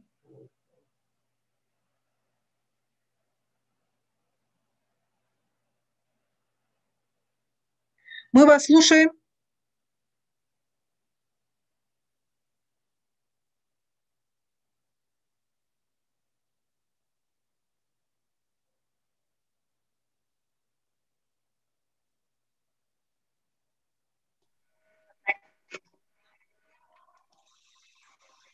Мы вас не слышим. Видим вашу презентацию, вас не слышим.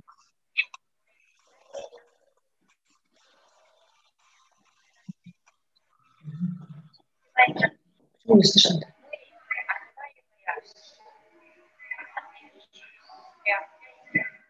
Слышно нас? Да, сейчас слышим. Мы вас слышим. Начинайте. Сначала будет ролик, потом девочки начнут выступать. Вы выступайте, организуйте, пожалуйста. Видео потом, видео будет параллельно, да?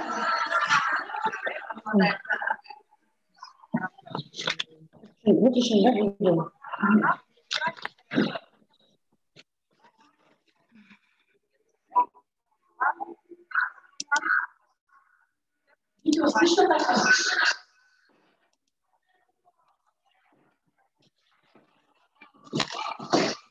Здравствуйте.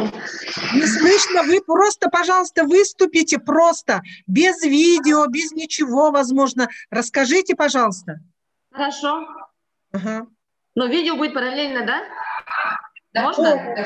Просто изображение идет, пусть изображение идет. Хорошо, давайте. Хорошо, ладно. Тема нашего выступления – интеграция образовательных областей и режимных моментов в условиях монолингвальной речевой развивающей среды в группе детского сада. На базе нашей группы в детском саду работает экспериментальная площадка по воспитанию и развитию ребенка по монолингвальной модели. Главной целью является создание личности, развивающей этнокультурной среды. Основные наши задачи — создать условия для всестороннего личностно-ориентированного развития ребенка в монолингвальной среде в непринужденной, естественной форме. Сделать бурятскую культуру близкой и понятной детям. Способствовать развитию творчества, научить ребенка применять бурятский язык в повседневной жизни, в режимных моментах, в игре, на прогулке, в совместной с воспитателем и самостоятельной деятельности. Использовать бурятский язык в зависимости от условий коммуникации во всех образовательных областях, в том числе путем их интеграции. Одним из системообразующих факторов, в особенности организации интегрированного образовательного процесса в группе дошкольников, является интеграция областей на основе календарно-тематического планирования. Выбор темы определяет и подбор к ней образовательных областей, которые всесторонне раскроют ребенку ее содержание. Одним из основных приемов в начале работы группы является использование речевых моделей образцов или речевых клише, которые являются неизменными. Каждый педагог, входящий в нашу группу, использует именно наши речевые клише. Образовательные ситуации и события на бурятском языке проходят как игровое общение с детьми, который носит гибкий дифференцирующий характер и включает элементы спонтанности и импровизации. Например, по календарно-тематическому планированию по программе «Мозаичный парк» тема недели в декабре была «Деревья, которые радуют». «Нюде байрлума хасуриба нарахат». В рамках тематической недели дети слушают музыкальные произведения на бурятском языке, посвященные новогоднему празднику, учат песни о елке, лепят, рисуют изображение елок, сравнивают ее с другим деревом, сосной. Тематика недели при проведении одной образовательной ситуации определила интеграцию таких образовательных областей, как социально-коммуникативное, познавательное и речевое развитие. На данном видео мы представляем вам интегрированную образовательную ситуацию в Убыле-Эсо, в зимнем лесу. Здесь дети погружаются в непринужденную атмосферу, где в игровой форме закрепляют уже полученные знания о видах и названиях деревьев, закрепляют навыки количественного и порядкового счета в пределах 5 и учатся отвечать на вопрос «сколько?», «много?», «мало», «одинаково». И все значимые слова у детей проговариваются на бурятском языке. Дети согласовывают числительные с существительными, к которым они относятся. Также у детей развивается мышление, зрительная память и восприятие. Ориентировка в пространстве. Формируются такие качества, как активность, любознательность, эмоциональная отзывчивость. Во время интеграции образовательных областей в образовательных ситуациях мы, педагоги, используем такие методы, технологии и средства, как первое — это метод языкового гнезда, где главным принципом является общение с детьми только на языке коренного народа, то есть на литературном бурятском языке. Следует учитывать, что языковое гнездо помогает создать для детей дошкольного возраста языковую среду и помочь им с детства овладеть своим родным языком. Также мы используем технологию ТРИС. Из данной технологии используем метод системного анализа. Данный метод помогает сформировать целостную картину мира, учит видеть взаимодействие объектов в единстве и противостоянии, осознавать движение времени, а также понимать и оценивать роль и место каждого объекта. Также мы используем мнемотехнику. Из данной технологии используем приемы наглядности. Лучше, если ребенок с раннего детства знакомится с этой методикой, чтобы ему в дальнейшем было легче осваивать большие объемы информации. Сейчас я хочу передать слово Евгении Александровне о режимных моментах. Добрый день, уважаемые слушатели, добрый вечер, вернее, добрый вечер, уважаемые коллеги. я бы хотела рассказать немножко про режимные моменты, так как у нас идет такая плотная работа по погружению детей именно в монолингвальную речевую развивающую среду. И, конечно, вот режимные моменты состоят из утреннего приема, гимнастики, организации питания, да, организации прогулки, сна и ухода домой. Режимные моменты, вот именно вот эти моменты, они занимают большую часть времени, которые ребенок проводит в детском саду. Следует учитывать, что во время данной экспериментальной работы по монолингвальной речевой развивающей среде и в режимных моментах дети погружаются полностью в данную среду. То есть с утреннего прихода до ухода домой наши воспитанники находятся именно в бурятской речевой среде. Именно благодаря этому кропотливой работе по методу «один образ, один язык» наши дети научились воспринимать бурятскую речь. Вот если в начале эксперимента они у нас абсолютно не понимали и не говорили на бурятском языке, то на сегодня они применяют какие-то простые выражения в своих речевых оборотах. Гора уанап, нюра уанап. Вот подобные такие простые фразы. Воспитание и развитие детей бурятскому языку в детском саду — это одна, конечно, из самых сложных методических задач. И начинать учиться языкам можно и в любом возрасте. Но лучше, конечно, это получается у детей именно благодаря именно вот младшего дошкольного возраста. Дошкольный возраст считается наиболее благоприятным периодом владения языками, своей деятельностью языками. Вот дальше бы хотела немножко рассказать о целях и задачах нашей деятельности. Конечно, первое — это развитие у детей способности ориентироваться в звучащей речи, да, понимать, адекватно реагировать на слова воспитателя в своей деятельности, задавать вопросы, где-то, если что-то непонятно, просить, повторить и объяснять. Следующее, конечно, обучение умению формулировать свои мысли, желания на бурятском языке. Также у нас идет развитие у детей навыков умений самостоятельной речи и формирование коммуникативной компетенции, то есть отвечать собеседнику и получать от него какую-то нужную информацию. Вот работая с детьми, я, конечно, заметила, что они затрудняются говорить на бурятском языке, произносят слова и звуки неправильно, так как они изначально не были носителями языка. И, конечно, мы для этого прежде всего создавали предметно-развивающую среду в группе. Утренняя встреча у нас всегда начинается с приветствия «скажи ласковое имя». То есть дети стоят в кругу, да, вот как на фотографии, и приветствуют друг друга, называя ласковое имя стоящего рядом. Ну, например, «Сэмбэн Алтаночка», «Сэмбэн Абакшев», да, приветствуют. Вот такой вот метод тоже. Утреннюю гимнастику всегда сопровождаем речевыми упражнениями.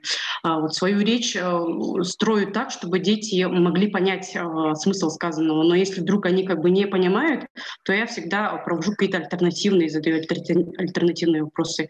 Казах уйтынгу дулангу, да, например, и ребенок всегда обязательно ответит на бурятском языке.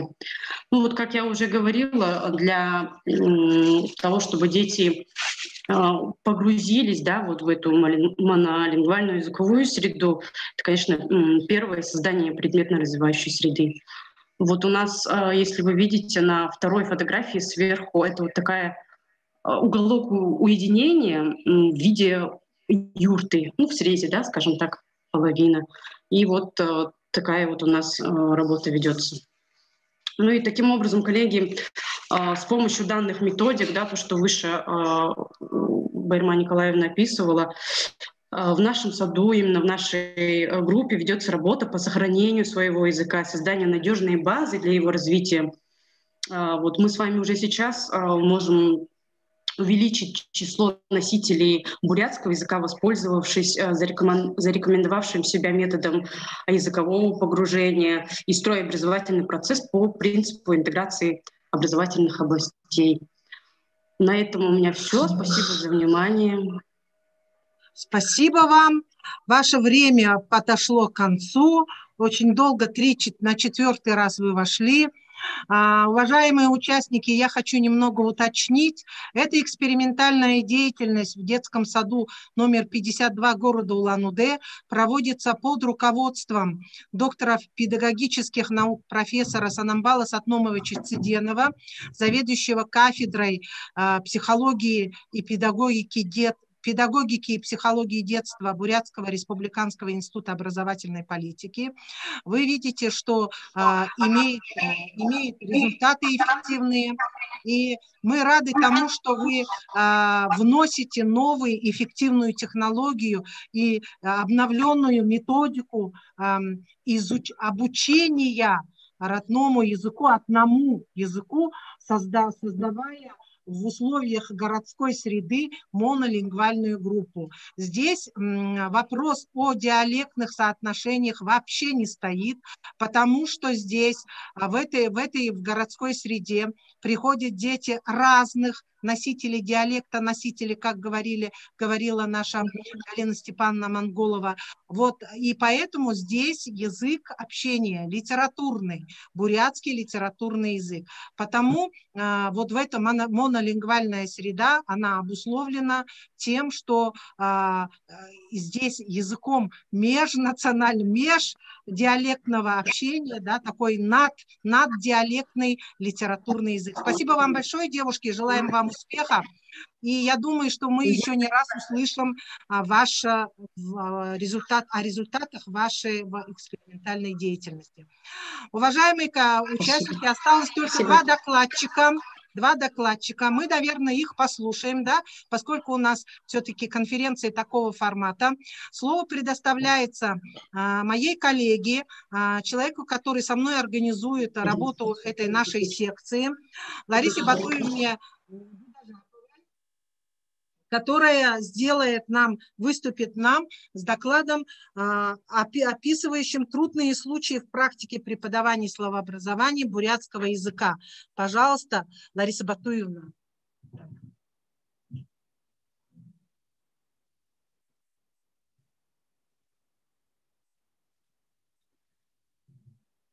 Добрый день, дорогие коллеги. Наша секция продолжает свою работу. Так, наш доклад, сейчас я включу демонстрацию экрана.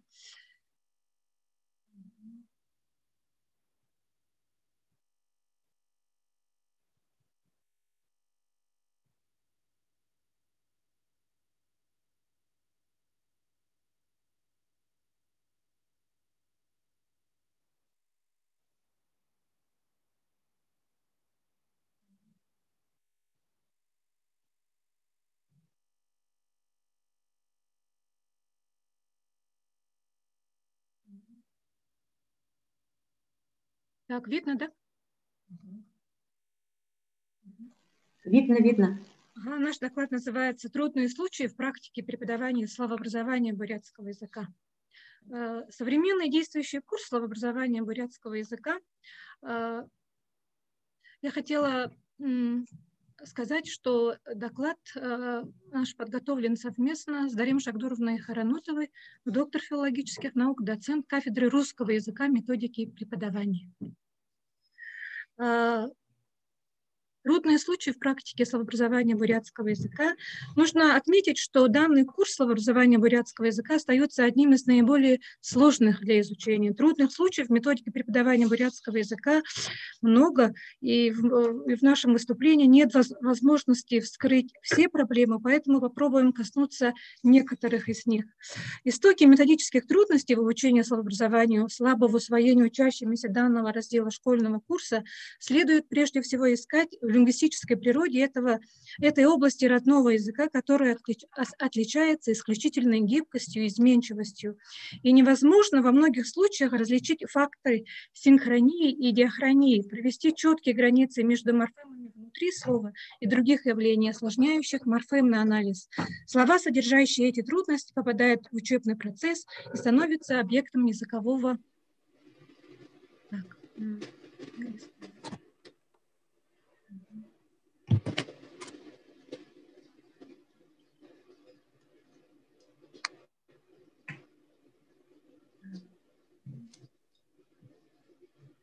Однако Причиной многих недостатков в усвоении курса словообразования является особенности методической системы обучения. Достаточно сказать, что до настоящего времени не определена понятийная основа этого раздела.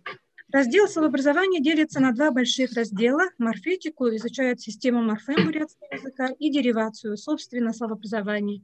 И в школьной практике преподавания бурятского языка в нем представлены сведения только из области морфемики. Это понятия приставки, суффикса, корня, окончания, с которыми дети знакомятся еще в начальной школе. Собственно, словообразование представлено только одним способом словообразования – это аффиксальный способ. Хотя в бурятском языке функционирует не только аффиксальный способ образования новых слов, но и неаффиксальный способ представлен и сложением, и лексико-семантическим способом, и конверсией, и фоносемантическим способом, образованием слов на синтаксической основе. Еще одной трудностью для освоения курса словообразования здесь, состоящего из разделов морфемики и словообразования, является содержательная направленность курса в целом. Считаем необходимым при преподавании словообразования усилить функционально-семантический аспект. Ослабление этого аспекта выражается в ориентации процесса обучения преимущественно на опознавание морфем, а не на семантический анализ. Поэтому при морфемном разборе мы должны обращать внимание не на результат морфемного анализа, а на ход рассуждения, способ действий. В связи с этим первично не усвоение плана разборов, в котором определена последовательность выделения морфем, а процесс разбора, ориентирующий на семантико-словообразовательный анализ слова и осмысление функциональной роли вычленяемых морфем. Таким образом, главным условием в осмыслении структуры слова является овладение способностью многостороннего взгляда на слово, осознание разных типов значения, которые скрещиваются в словоформе, и умение вскрывать в процессе структурного анализа функциональную семантику каждого вычленяемого отрезка, который должен обладать полноценным языковым значением. Следовательно, основой обучения морфемики и словообразованию должен стать функционально-семантический подход в рассмотрении языковых фактов. Далее мы быстро, у нас время ограничено, поэтому немного мы это сокращаем.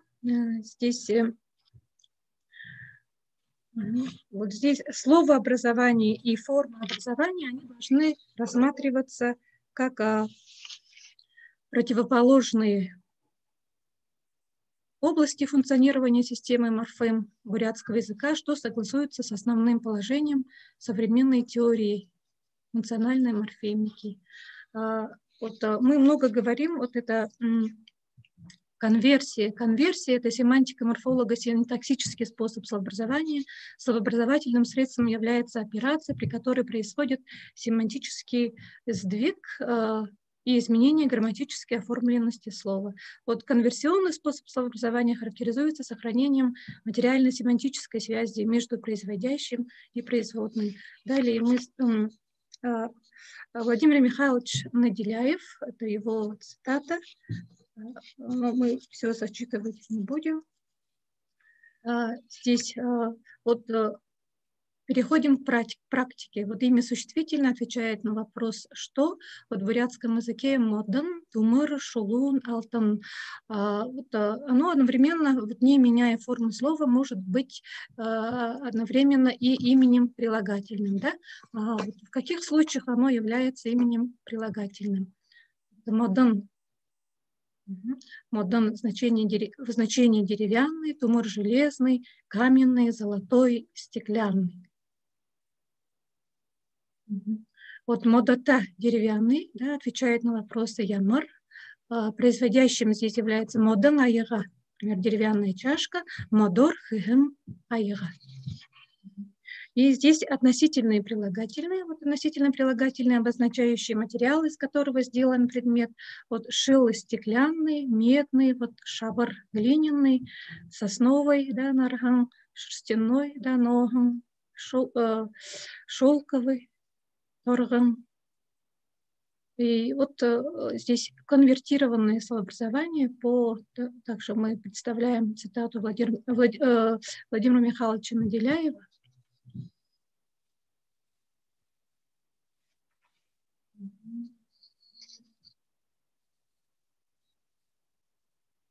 Далее. Здесь вот в бурятском языке, как правило, встречаются вот амонимичные аффиксы, да, это родительный падеж, когда родительный падеж окончания совпадает с относительным прилагательным. Вот здесь нужно различать, где здесь родительный падеж существительных, где относительный прилагательный. Примеры даны, моданы халтахан, моданы сабун, шилы халтархы, шилы завод, саргане тахархы, саргане сабун и так далее. Здесь также в бурятском языке встречается также амонимичный аффикс «т», да, существительное «т». Одно встречается в существительных в совместном падеже. Вот, например, пришел с учителем, да, бакшатейре, томузурхуте, сагате боро, бороте мундыр. И встречается также такой же амонимичный здесь аффикс имени прилагательным. Вот, как мы различаем? Отвечает на вопрос ямар. Ямархум, сухутейхум, зурхутейхум, ямар удур, сагате удур, бороте удур. Да? Так, в бурятском языке слова, формально оформленные в родительном и совместном падежах, отвечают на вопрос ямар, да, и здесь является прилагательный. Так, я заканчиваю. Здесь предметное имя, качественное имя, да, здесь тоже мы даны примеры представлены.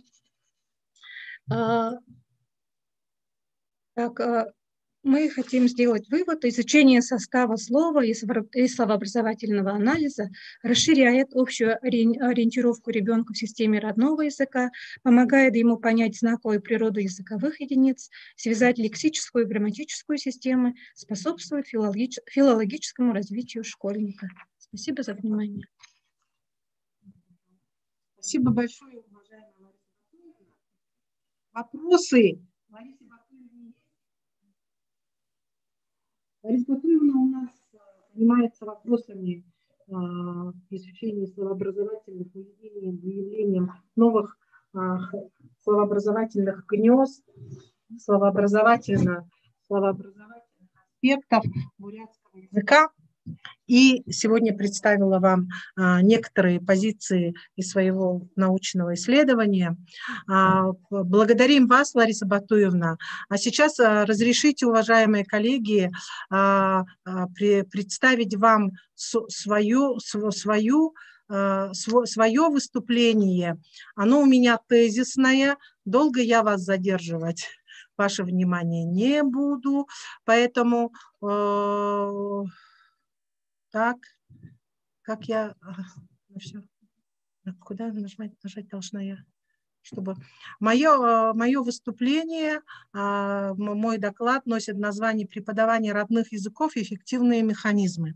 Я постараюсь представить несколько механизмов и представить их объяснение, свое видение, как это может быть реализовано в нашем случае. Первый эффективный механизм – это нормативно-правовой план. Ну, во-первых, о статусе родного языка вчера очень много говорили на пленарном заседании. Нужно отметить то, что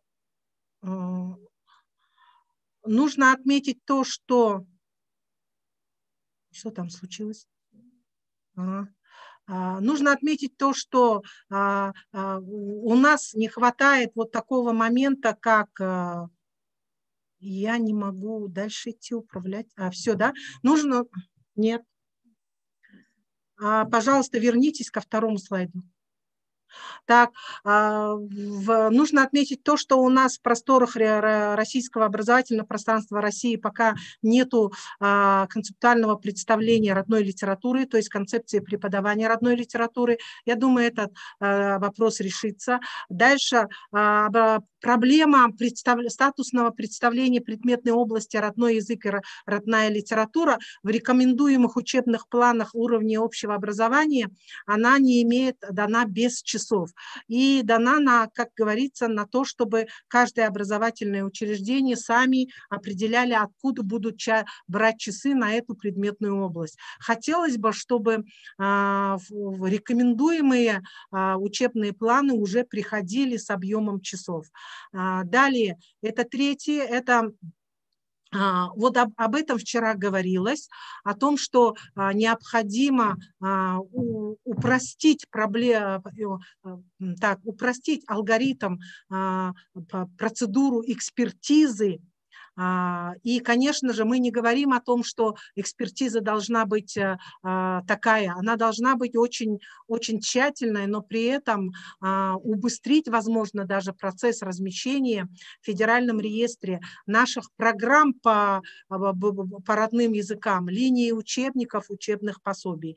И о последнем моменте вы очень многие сказали, что есть в каждой республике, в каждой школе, в каждом дошкольной образовательной организации некое предметное пространство, отдельные кабинеты, они оборудованы. Это говорит о том, что республиканское правительство обращает на это внимание, помогает и способствует изучению или обучению родному языку или родной литературе.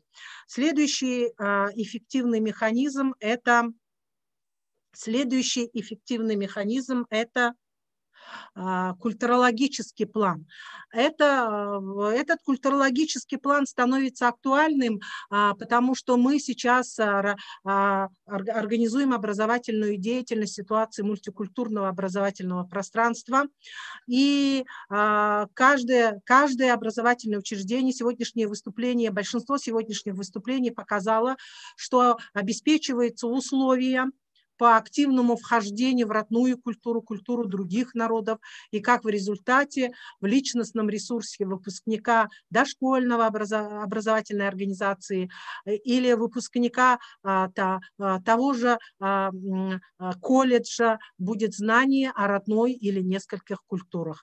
В этом случае достаточно очень такой проблемный вопрос – это отбор содержания, учет социокультурных, этнопсихологических, возрастных и иных факторов при отборе, о котором вчера на пленарном заседании достаточно хорошо рассказала Туяна Цыреновна Дугарова. На этом останавливаться не будем. Следующий механизм – это организационно-методический план.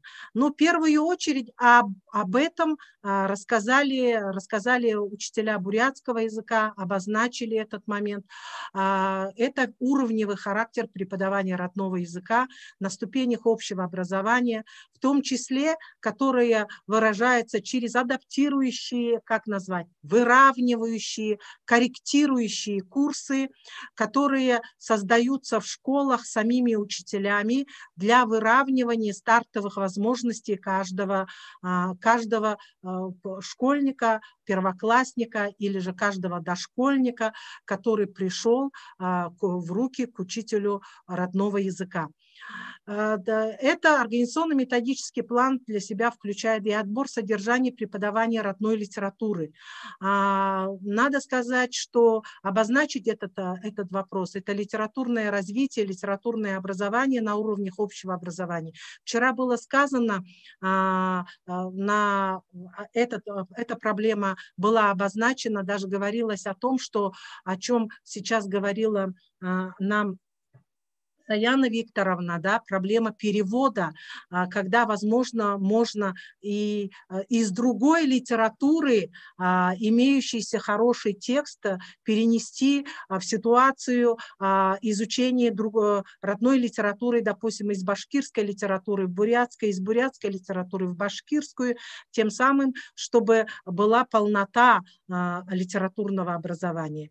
И последнее, что я вижу, взаимосвязь взаимосвязь и взаимообусловленность преподавания родного языка, родной литературы в системах общего и дополнительного образования. Вот здесь как раз-таки наши выступающие говорили о том, что если в учебной и внеучебной деятельности, это мы очень хорошо используем, сюда приходит к нам дополнительное образование, которое организует общественные организации, общественность входит туда. Вот это следующий эффективный механизм, и это последний эффективный механизм, о котором я буду говорить, это методический план. Это, собственно, методика преподавания родного языка, родной литературы. Это, конечно, в первую очередь форматы преподавания родного языка, родной литературы, которые стали сегодня актуальны, поскольку вошло в оборот наше дистанционное обучение, семейное, домашнее обучение. И в этих планах очень вот эти форматы на сегодняшний день актуализированы, они важны и значимы. Вторым, это мой, как говорится, как методиста, самый главный подход, это применение технологического подхода как условие обеспечения качества. Это поэтапность формирования, либо развития, либо совершенствования речевых умений и опыта речевой деятельности. Но тут к нам приходят психологи, которые уже давно сделали за нас это, например, к примеру, исследование Петра Яковлевича Гальперина об ориентировочной основе умственных познавательных действий. Следующий момент – это обеспечение преемственности преподавания родного языка, родной литературы, развития от класса к классу, от уровня к уровню. Вот этот момент, допустим, мы стараемся обеспечить линией учебников для начального уровня, линии учебников для основного уровня. Приходит к выводу сейчас о том, что допустим, что хорошо бы, если линии учебников, начиная от дошкольного возраста, заканчивая средним уровнем общего образования, были созданы одной группой авторов, потому как они видели бы эту преемственность и развивали бы его. И хочется отметить вот эту проблему в аспекте того, что представила нам Марина Михайловна Демешева. Это проектная работа, которая при условиях введения в ФГО среднего общего образования затем в конце реализуется как индивидуальный проект, именно индивидуальный проект по родному языку и по родной литературе. Было бы очень хорошо это видеть. И последний аспект – это разработка электронного контента, и обозначение его роли, содержания, методической основы, технологической составляющей. Все-таки хочется немножечко нашим разработчикам вот этих электронных ресурсов, если это учителя, обозначить, сказать, чтобы некой осторожностью вводили новые содержания, чтобы вводимое новое содержание всегда имело свою роль, свое функциональное предназначение. Очень много учителя готовят электронный контент именно диагностического характера. Это хорошо, поскольку диагностика электронная, она здесь и сейчас выдает результат, и можно проанализировать. И я в этом отношении хочу сказать, что только что прошедший межрегиональный конкурс «Учитель года» как раз-таки продемонстрировал то, что больше половины участников как раз-таки уже готовят вот этот электронный контент, кто авторского типа, а кто готовит его как дополнение к имеющимся учебно-методическим комплексам. На этом спасибо большое. Если у вас есть вопросы, я готова ответить на эти вопросы. Если нет, то мы продолжаем нашу работу, и осталось у нас, есть такое понятие, как принятие резолюции. У нас будет приниматься резолюция. Спасибо большое гуманитарно-техническому колледжу, участникам. Давайте мы, знаете, что сделаем? Мы сейчас, мой технический помощник будет выводить основные положения нашей резолюции, которая вчера была озвучена, но вместе с тем мы должны, это есть процедура обязательная. Я предлагаю вам заходить в реакцию, либо ставить, я тут у себя вижу, показывать большой палец, если вы согласны с этим положением. Вообще по Ильконинско-Давыдовской системе свое отношение показывает вот поднятым большим вот таким пальцем. Пожалуйста, вы можете вот таким же образом показывать свое отношение к тем позициям, которые представлены, и к тем предложениям, которые представлены для внесения их в проект резолюции. Давайте я, несмотря на то, что вы тоже умеете читать, все-таки я озвучу эти предложения. Создать координационный научный методический центр по решению вопросов учебно-методического обеспечения преподавания родных языков Российской Федерации в системе общего образования, организационно-научно-методическое сопровождение разработки примерных программ и учебно-методических комплексов, комплектов по родным языкам. Ждем ваших реакций. Так, кто-то показывает. Хорошо, видим. Ладно, принято. Будем считать, что принято. Следующее. Разработать примерные программы обучения и концепции учебно-методических комплексов, комплектов с учетом по родным языкам, с учетом уровня владения языком обучающихся. То есть уровневый подход. Он на сегодняшний день нужен? Да, он нужен. Я считаю, что это правильно. Поэтому я поддерживаю, чтобы это предложение вошло в проект резолюции. Пожалуйста, дальше. Следующее. Организовать сообщество авторов учебно-методических комплексов, комплектов по родным языкам. Но, думаю, следует принять это предложение. Да? Хорошо. Организовать курсы, методические семинары для авторов учебно-методических комплексов, комплектов по родным языкам народов Российской Федерации с приглашением в качестве спикеров ведущих специалистов, авторов учебно-методических комплексов, комплектов, современных методик обучения языкам. Но это, на мой взгляд, это такой вопрос, он решается в таком порядке, но давайте включим все-таки в проект решения. Выработать единую концепцию учебно-методических комплексов по родному языку, литературе, культуре на основе коммуникативного, культурного подхода, отказ от чрезмерной грамматикализации. Я согласна с этим, но не совсем согласна. Я свое мнение скажу.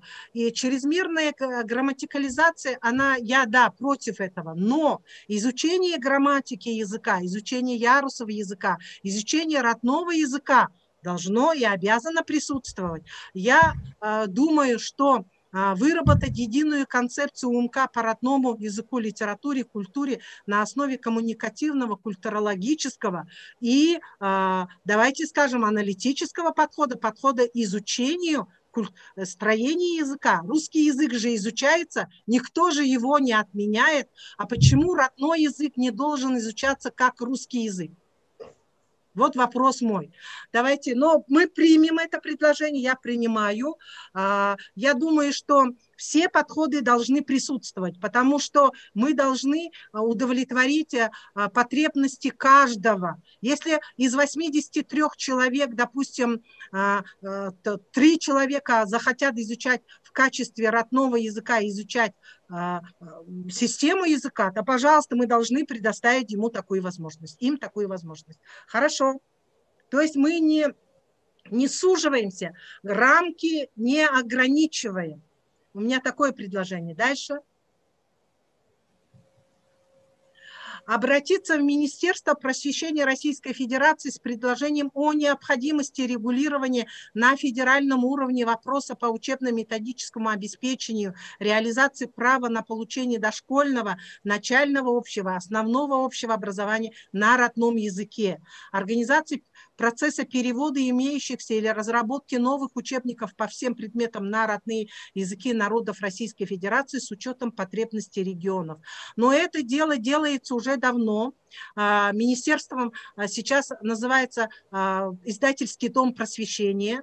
Они переводят полностью набор учебно-методических комплексов, например, для крымских татар, для школ Тывы. Это уже давно делается. В принципе, можно, конечно, оставить, но этот вопрос уже решен, я так думаю. И усовершенствовать процедуру экспертизы, утверждения и включения в федеральный перечень примерных программ и УМК по родным языкам. Этот вопрос мы поддерживаем.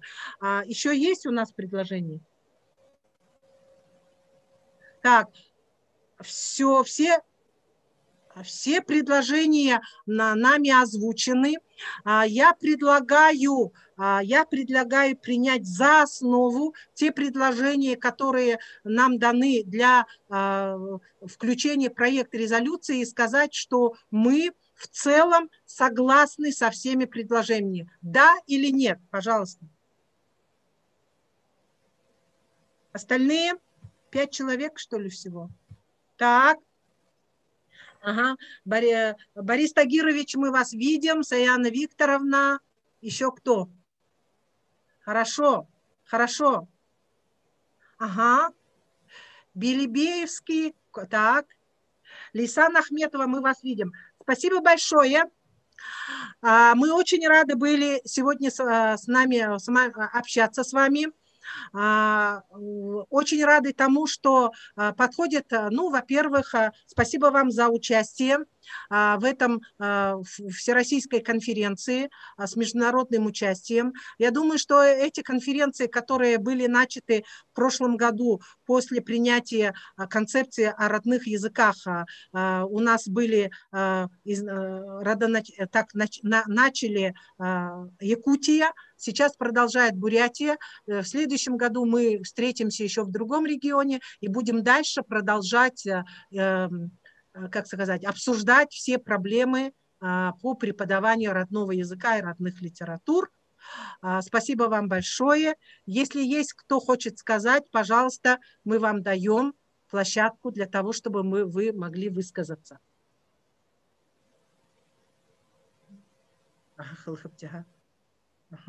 Так, итак, уважаемые коллеги, сегодня у нас было в чате более 43 участников. Мы услышали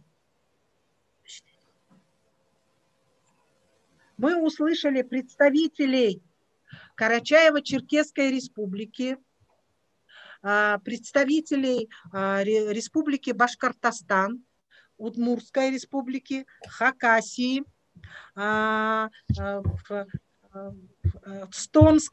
города Томска, Забайкальского края, Иркутской области. Сегодня, к великому сожалению, некоторые не смогли принять участие. Все они отписались нам, извинялись. Я думаю, что когда будут материалы конференции, эти люди представят, и мы с их позициями уже можем познакомиться в формате прочтения результатов докладов конференции. Пожалуйста, еще что мы хотим сказать, Лариса Батуевна? Ну, сказать, пожалуйста. Ага. И всем участникам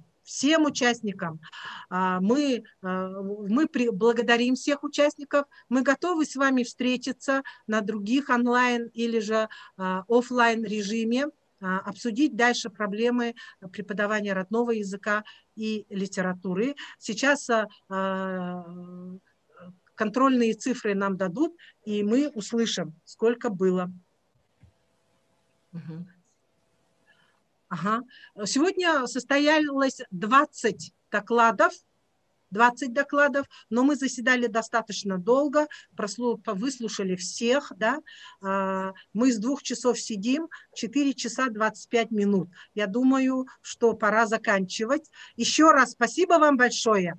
И, наконец, сказать, хундыты маны элшат. Мане услужо холбондо орхын элшат. Таныкта бултындытны, инхелурые, амғылың бедал, хэм хэхния кусыныбдя. Ага, бурят йохозаншылара, амғылың ходудол, игетла инхелур, амжылтате, хунгын занда, байхытны болтыгэ гыжа хылыха байныбдя. Спасибо вам большое. Завершаем нашу работу. Спасибо. Спасибо. Так, все, да? Хорошо. Ага.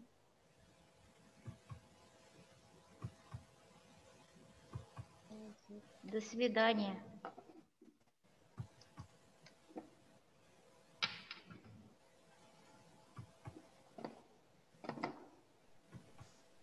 Спасибо большое. Нам было приятно с вами общаться.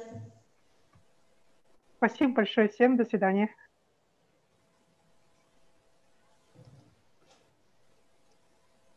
Ага. Спасибо большое. До свидания. До свидания. Очень приятно с вами было встретиться. До свидания. До свидания.